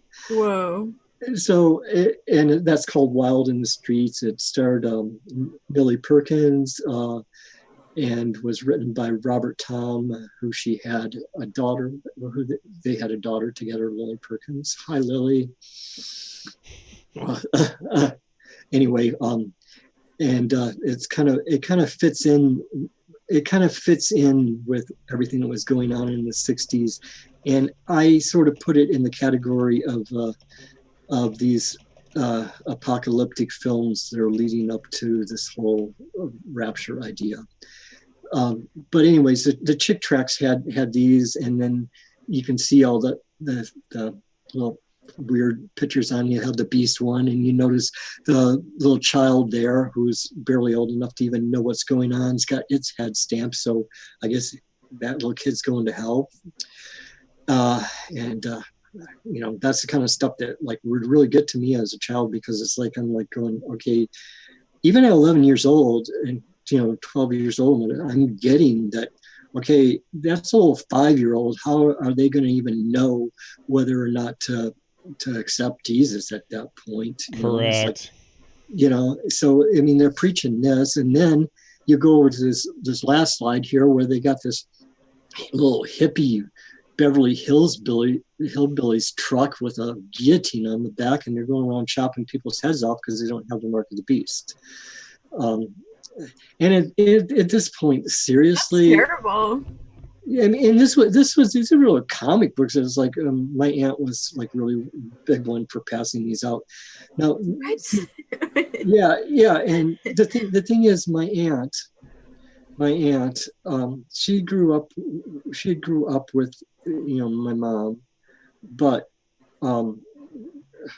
she was the sister of one of my my other uncle's wives, who married my younger uncle later on. But she had a time away from where she wasn't even into Christianity or whatever, and she was out carousing, having her sinning days, which she called them. But my mom was Christian straight through, like since she was little. So she just never got that, like that this whole rapture thing. She never got that from the Bible. And then my aunt she gets converted around the same time, around 1971, and starts bringing all this Hal Lindsey stuff and these chick tracts over and stuff to us, and talking about the rapture every time we came along. And this you'll find really funny is one time, Jan, she was over at my house. It was in 1980, and Oingo Boingo was Uncle Boingo was on the Jay Leno, or not Jay Leno, the other guy, David Letterman's show, performing. And she's going, look, Louise, that's what people look like after the rapture. Pointed at Uncle Boingo, Danny Elfman with his bright red hair and dog collar on and stuff. It was kind of funny. Whoa. Well, the joke is I used to be a big Boingo fan before I figured out, before Hans and I did the whole series, Music, Mind Control, and Psychobiology. And, for those of you who haven't watched that series, you really should. People give me a hard time. Jan is such a, conservative now. He hates rock and roll. Well, we did a whole 30 some odd hours series exposing the entire agenda behind the pop culture and the music and the drugs and sex and the the degeneracy that they're all selling, and it's funded primarily by the CIA, MI6, etc. So, there's a whole layout of information there that we've provided people to understand it in depth, and it's not just I hate music now. I mean, that's nonsense. No, and the thing is, if you do not join the club, you do not get the fame. And right, well, yeah, and that's all it is. Myself, I prefer to listen to classical music, but I was very into punk rock, gothic music, things like that in the past. But now I prefer to listen to classical music. I just think it's healthier for people. It doesn't have a solid beat bogging you down. It's not so concise that it's quantifying your brain. It actually allows you to think. So I say listen to classical music. I mean, there are some weird things happening there, like with Mozart and his Masonic stuff and things like that. But I think it's a better option. It's less broken and degenerate than most of the other stuff. I've been checking out bluegrass recently is another option as well. I've been exploring stuff that 5-10 years ago I would have never listened to. So at least it's like, wow, there's actually other music out there than rock. And it's like when you're I'm 47 now, and when you turn on the radio, it's like, okay, Eagles again, Led Zeppelin again, Beatles again. Can I really listen? Okay, wait, that was 56,721 times I've heard that song. Do I really need to hear this crap again? Yeah, and I'll tell you this, people, too. There are plenty of independent musicians out there that aren't, promoting, like, what was that Jay-Z guy saying he's a part of the Illuminati? Forget all the mainstream people. There are plenty of people out there worldwide producing music on their own. Listen to them. Give them your money. Stop giving it to these 6 corporations or 4 corporations or whatever it is. Go independent. I mean, you're going to find a lot more variety of music, and you're probably going to have a lot less chance of being have your brain manipulated into weird ways, because it is quite possible with music. That's one of my other things that I do, is I try to study the effects of music on people, and it's you can do some pretty freaky things with tones. But that's another story, because we got to get on to this. Yeah, well, they can go back and check out all my shows with Hans, and we've broken all of that down for people to understand. So, I spoke to Hans recently, so maybe we can have him back on sometime in the near future. A lot of people are asking for him. I really enjoy. Yeah, he was the most popular guest. He's been on like 30, 35 times or so, I really enjoyed Hans's input to this show. He has some great insights. I applaud Hans. If you're listening, you're doing some really great work. Now, I'm just going to backtrack a while and on some things here, and then we can probably close up this part of the show and start up next week with how it's sort of it gets into the New Age movement, or whatever you want to call it. I mean, has been sort of whatever, taken over by rapture theory thought. I mean, if we can. This whole straw man of Christianity. Yes. So now the slide here is let's see, what is it? Slide 49, 50s, 60s, and 70s overview. Now I'm gonna go back to a film in 1951, which is called Five, which is actually a nuclear apocalypse film. However, what interests me about this one in this discussion is that the film Five was shown in the 1989 film Great Balls of Fire about Jerry Lee Lewis. And they showed a picture of the nuclear blast going off and some scenes from the film of these 5 survivors of this nuclear war.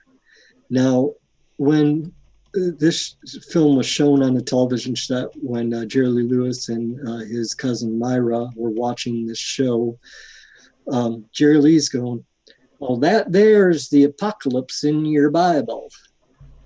So this is just the thing, how they take this really obscure little film and place it in this movie that's really, really popular about a rock and roller who is also the cousin of Jimmy Swaggart. And, you know, that movie got a lot of airplay. So they're showing this nuclear, like, what do you call it? Mushroom cloud going up, which also looks like the god Cthulhu in the Lovecraft stories, like I said before.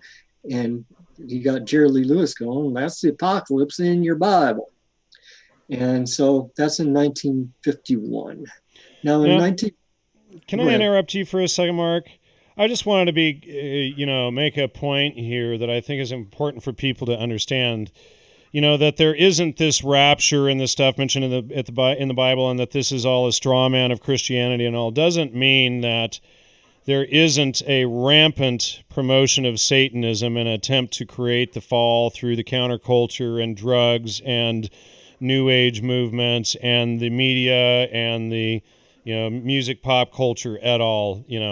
Getting people caught up in sex, drugs, rock and roll, and all types of iniquity, and we can see it everywhere out there now. So I just wanted to differentiate that, we're just letting people know that, you can fall and get caught into that stuff, but there is a way to live in truth and honor. Yeah, it's that's exactly, Jan. That's the thing, is that this rapture stuff is the other side, is another catch net to get those people that think they're being good, and think they're being a Christian, is another way of getting them caught up into this whole world that they're trying to create, like Huxley's blueprint, I believe it is. Now in 1959, though, another film came out, The World, the Flesh, and the Devil, and that's about 3 people that find themselves in a world where everybody has disappeared. Now, in this film, there is no mention of the rapture whatsoever. There is a mention of, okay, this is doomsday, this is the end of the world, on different, what do you call it, newspapers you'll see on the streets of this barren world.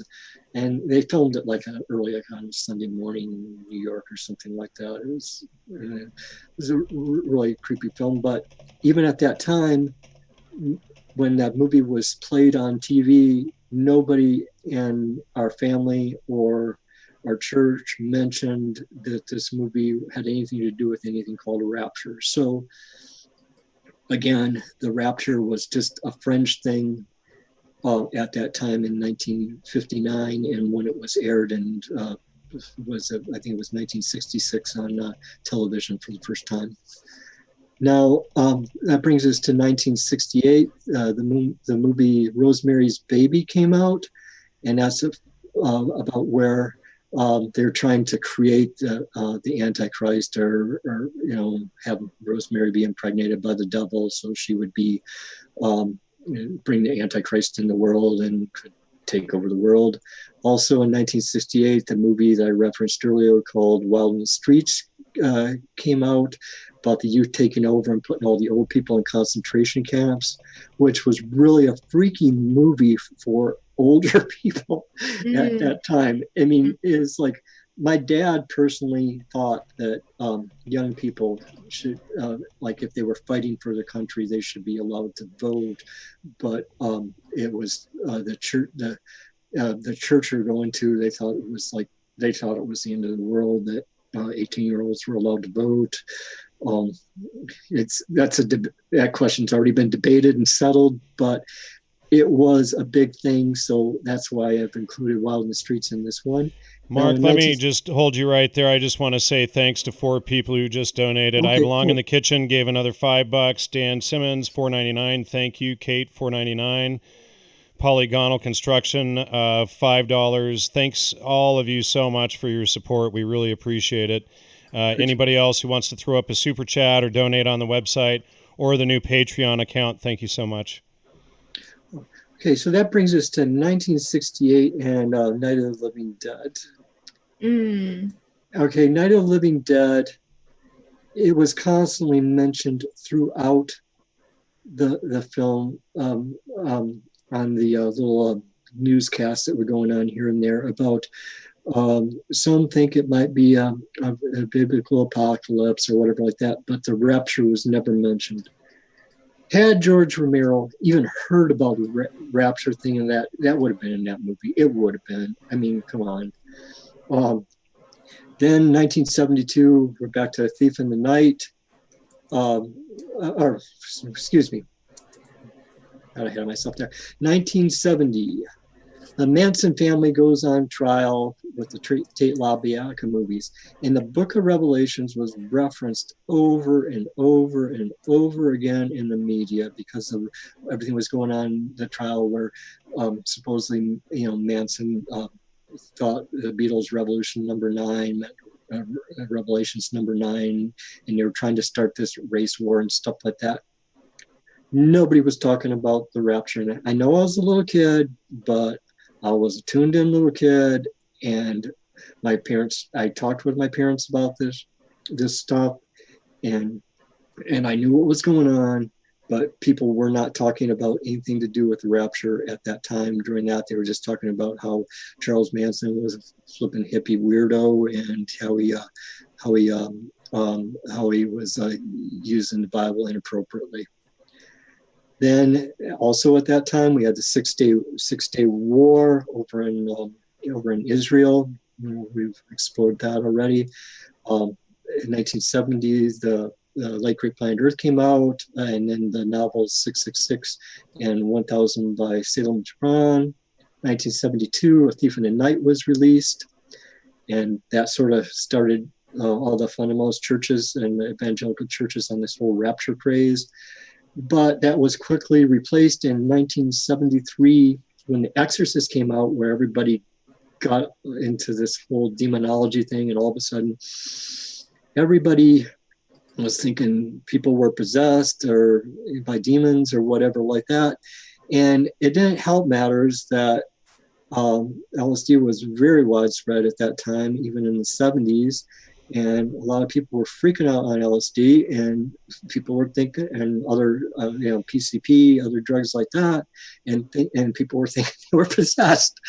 And it happened in like a lot of churches and church colleges and stuff. I would hear stories about kids from going to the different colleges associated with the church we were going to, and getting dosed with LSD, or saying that they were dosed with LSD, and then ended up people thinking they were possessed by demons, and it was no, I'm on acid, things like that. So that was happening at that time.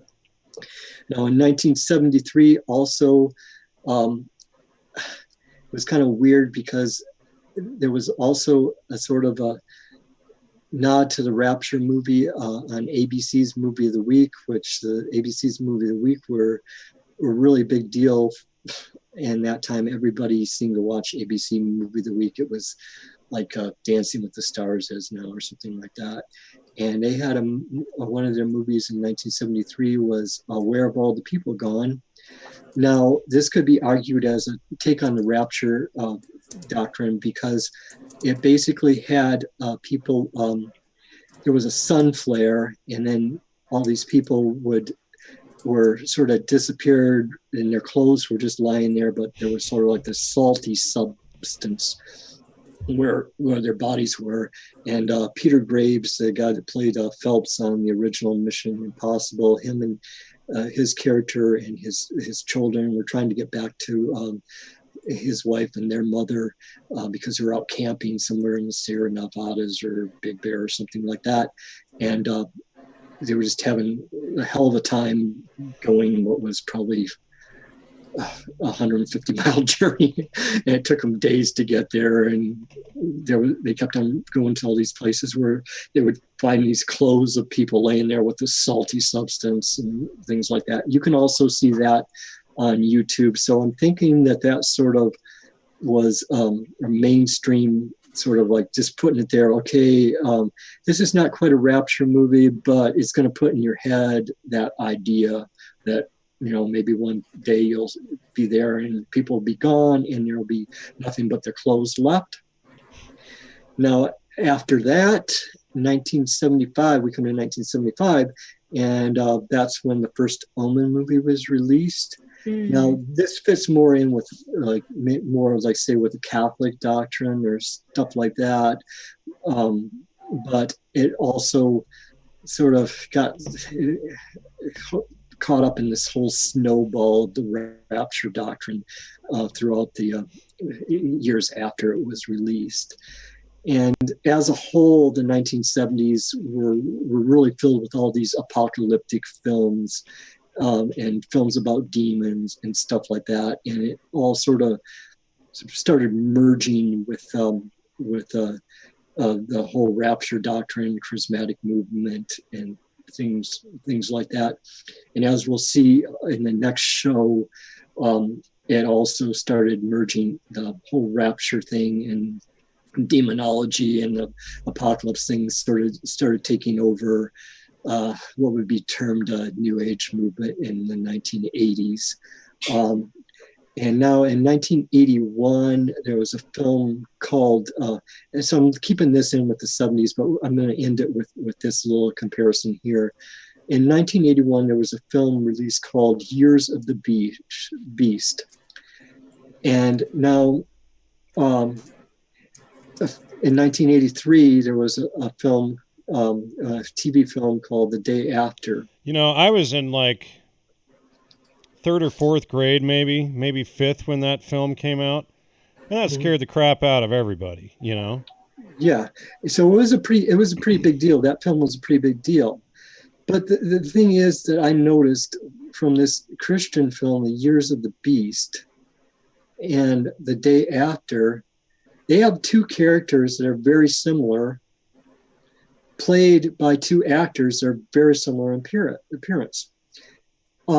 Now, The Day After has a character played by Steven Guttenberg, a hitchhiking college student named Stephen Klein, who sort of finds his way to seeking safety with his family in a basement, and then he befriends a daughter and sort of is a stable support for this family as they're dealing with this whole nuclear war that's come off.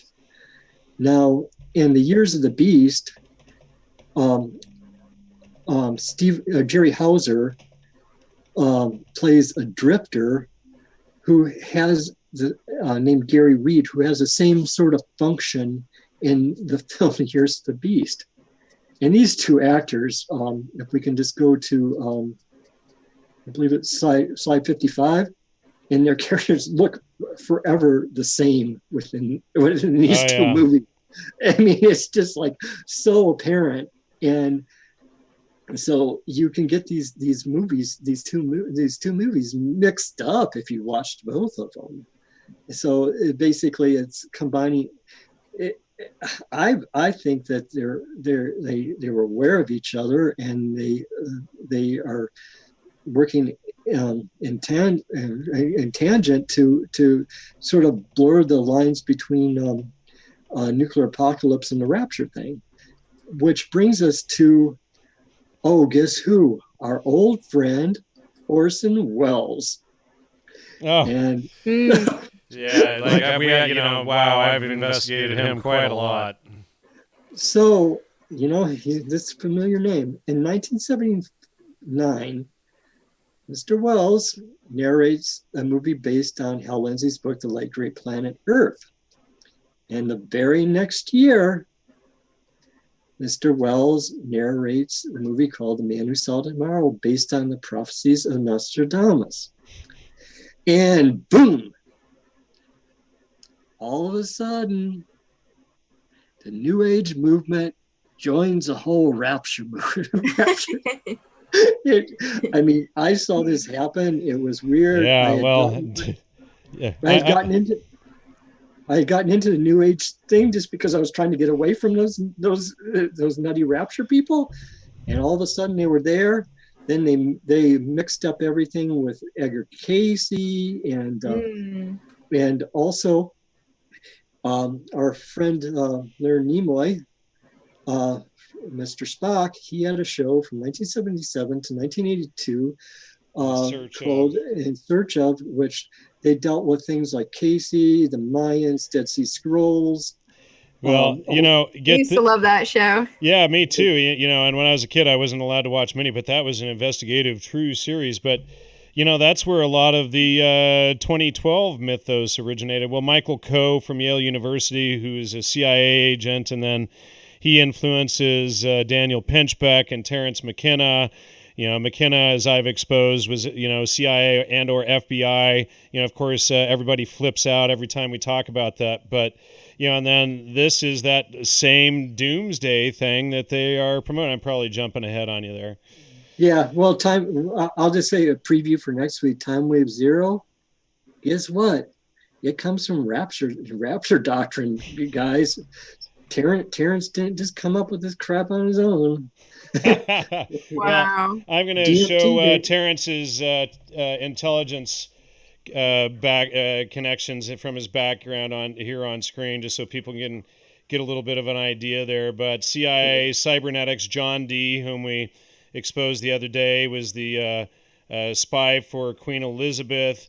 He was influenced by Pierre Teilhard de Chardin. I know I'm pronouncing that wrong. My wife Teilhard de Chardin, and he was also he's the guy that sort of started the whole New Age yeah, thing. And he was a Catholic Jesuit or what have you. Let me see. Jesuit.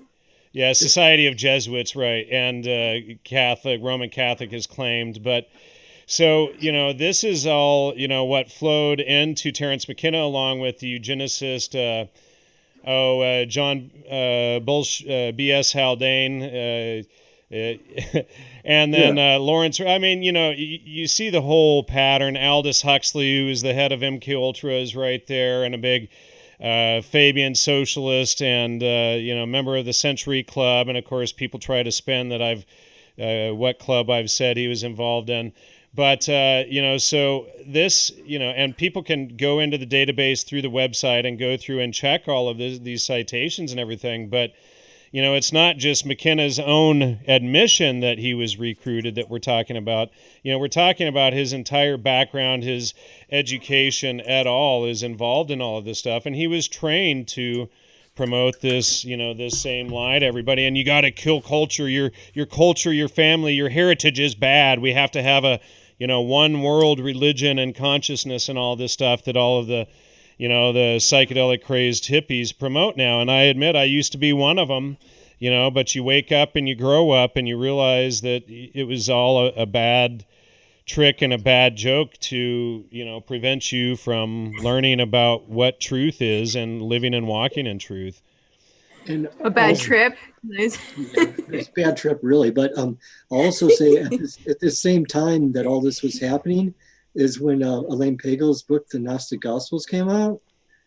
And so that got all added into the mix as well. And, basically, the Gnostic Gospels, I'm going to say this to folks, actually go read them instead of saying what they are based on what you heard they are, because a lot of the spin that comes out of the Dead Sea Scrolls, Edgar Casey stuff, the Mayan stuff, and the Rapture stuff being all mixed together is just because of people listening to other people and not actually reading the stuff themselves.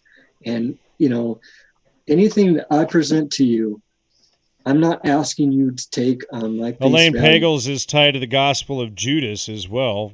Ding, ding. Yeah. Just look at the stuff yourself, people. look them up. If these films, I look them up. You can see it in them. Don't just take my word from it. It's like appeal to the authority of the actual thing, not a person. Right. Yeah. Look at the research, look at the links, study the books yourself, stop attacking us because we told you to read something and you're too lazy to do it, and somebody else told you, Jan Irvin is crazy, and, so... Yeah. And Jan Irvin is this or that because he uses that trivium, and the trivium isn't found in nature. No, but we are, and we use it asking who, what, where, when, why, and how to study nature. I mean, it's just you got to use a little bit of that gray matter up there. I'm just going to put something out here that's really hilarious since we brought up Leonard Nimoy. It's kind of funny that just prior to this whole rapture thing being put on society, via like Great Planet Earth, Hal Lindsey, and the thing with Orson Welles and these weird little movies and stuff, it's really funny that just prior to that, there was a little show called Star Trek that had this thing in there called a transporter, where people would beam up and just sort of disappear and sparkle and go up into a spaceship. Now, if you know anything about that, they weren't supposed to actually have a transporter, but there's this story that Gene Roddenberry had problems getting his shuttlecraft made for the movie, so they had to come up with something really quick to get people on and off the ship. Right now, I'm at a point where maybe I'm not buying that, and that transporter was put there as a part of this whole psyop for the rapture. And that might sound crazy, but all this stuff kind of getting a little bit, gets a little bit loopy after a while. And so I'm just putting that on the table. Maybe it's part of it, maybe it's not. But this is where we're sort of at as far as this segment of it goes, and we can go like one more maybe if you want, and just say, folks, just go back and watch some of Reagan's speeches in the 1980s, because he did a whole heck of a lot for promoting this whole rapture apocalypse thing during his presidency and some of his speeches. He was the president that wanted to be, he thought he was going to be there for the big Armageddon. He was the president that was caught on a microphone pretending he was going to war with the Russians. And also he has links to the Plymouth Brethren. Yeah. Wow. And so if we want to stop it there, because my next slide is New Agers adapting. Sure, yeah. Rapture. Yeah, well, we can stop there. We're already at 2 hours and almost 15 minutes here. So, the issue is when you get past an hour and a half, I mean, it gets long. Right. Well, most people only have like a 2 or 3 minute attention span now. So, it's like, we lose people that when it's this long. So if we break it up, hopefully, they'll come back and catch more of it. So, Mark, this is great material. I hope, we've brought a lot of understanding to this straw man Christianity, the straw man of Logos et al. That, that people have, fallen into, all of this Protestantism for that matter. And, just you start waking up, start reading these books for yourself, use the trivium method so that you learn, first of all, how to find truth, and then you can figure out how to live in truth. And then once that happens, everything else starts to unfold, and you can just begin to see and understand things on your own. And that's what we need, more of, people that can think and stand up on their own. We're not looking for a bunch of thoughtless drones. Learning logic and learning how to think and learning and walking in truth means you aren't living a lie. And that's, what they want to keep us all from. And I really think that's the whole agenda. I mean, you see them, Marlene Dobkin de Rios, who is a major psychedelic scholars. She promoted, originally promoted ayahuasca for antinomianism, which of course is against the law, and that means against natural law or the laws of nature or God's law. And so, all of this was used to create hypersuggestion, as I call them, suggestogens, and to influence. And as she said, to influence or hypnotize the youth into the culture that the CIA and SRI and Tavistock wants to create, and that's promoting all of the transgender, all of the, don't have a family, all of the nonsense, there is no right or wrong, all of this left-hand path confusion stuff. And, these people that get caught into the left-hand path and believe that there is no right or wrong, that's the ultimate form of slavery. That's, complete non-thinking anymore. It's like, well, I'm just going to accept everything. Everything is good. Everything is okay. No, it's not. And it's, that's the idiocy that's allowed to, be perpetuated on society that's really tearing us down. And we see, now that homosexual marriage has been passed, now they want to promote bestiality and, child pornography and these things. So we can see, each time we give them a step, they're going to take 5 more, and they're going to keep going, and they're going to keep going until society is totally fallen and dead. And that's the real goal, is to make, the society fall as a whole on top of the individual falls. So, by living and walking in truth and honor, by getting yourself on the right-hand path, and people say, well, the right-hand path is an occult term. No, it's just the right hand of God, getting on the right-hand path, walking and living in truth, using reason and logic, asking who, what, where, when, why, and how, to investigate things and to know for yourself what is true and what is false. A contradiction is always a lie or an error. There are no contradictions in nature. Did you have a point you wanted to add there, Mark? I was just going to say, it's like, basically, if you wouldn't want something done in your house to you or your family or your pet, don't do it to other people. And a lot of the stuff on the left-hand path is stuff you wouldn't want done to yourself, your house, or your family, or your pet. It's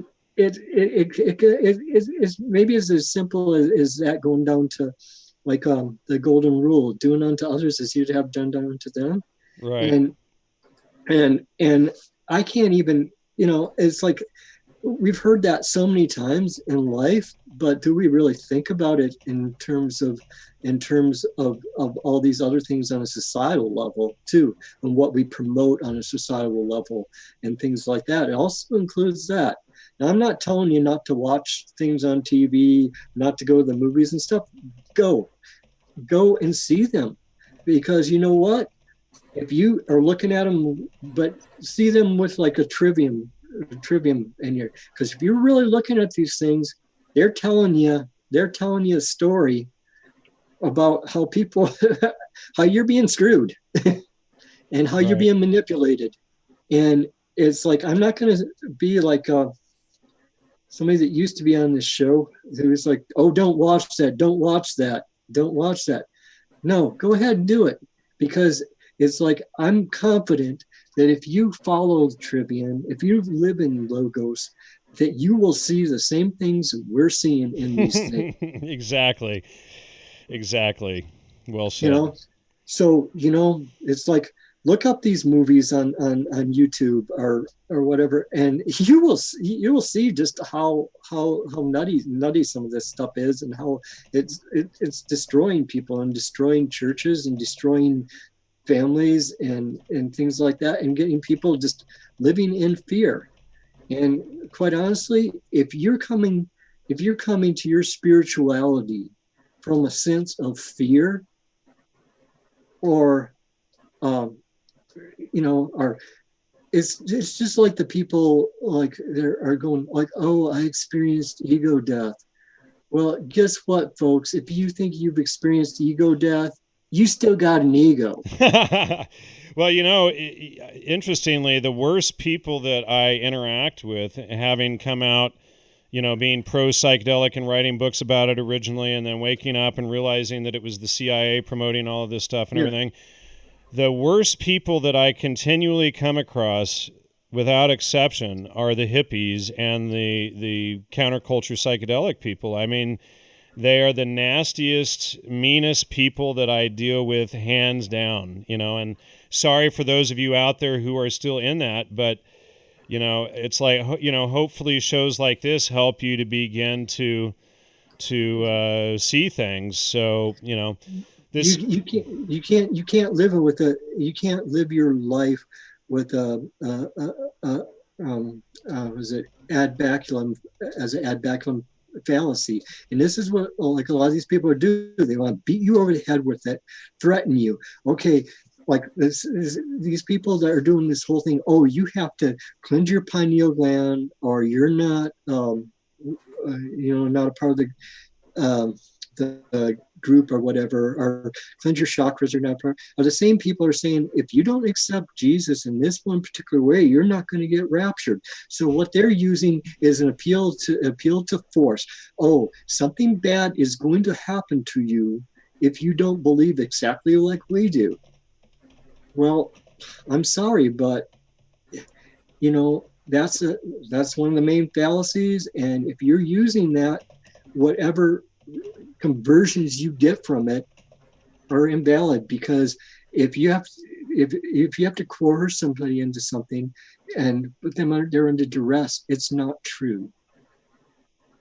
It's just not true. All those people are like, I'm getting saved because I don't want to experience the rapture, and I don't want to be a victim of the Antichrist. I don't want to go to hell. Right, and it's all an easy way out, like the divine grace stuff, rather than doing good works, striving to live in truth and logos, live in honor all the time, being the best man you can be, being the best woman you can be, etc. It's like, it's all done, it's all taken care of, those people are chosen. It's like, we said earlier, the divine grace thing. It's just another way of rewording the chosen people. So, people need to see it and just wake up. We should probably wrap it up here. We're almost at 2.5 hours. Yeah. Save some for next time. So I know you're on a roll now, but no problem. So no problem. Yeah. What's that? I can get on a roll next week too. Great. Well, we look forward to it. So, I'll. Let's see. Actually, so we can do next Tuesday, I believe. So we'll see you then, hopefully at 5 p.m. next Tuesday. And thank you so much, Mark, for taking the time to put this presentation together. I know it took you quite a bit of work and everything. So, people really need to see this stuff. Thanks also to my wife, Holly, over there, and for all of her help and support. And, so we'll see you all next week. Ladies and gentlemen, thanks all for your support. Please hit the super chat if you can, or go to the Still Gnostic Media donation button, or go to the new Patreon link that I've posted up in the chat group there. Thanks so much, and we will see you all next week. Bye, everybody. Have a great day. Good night. Good night.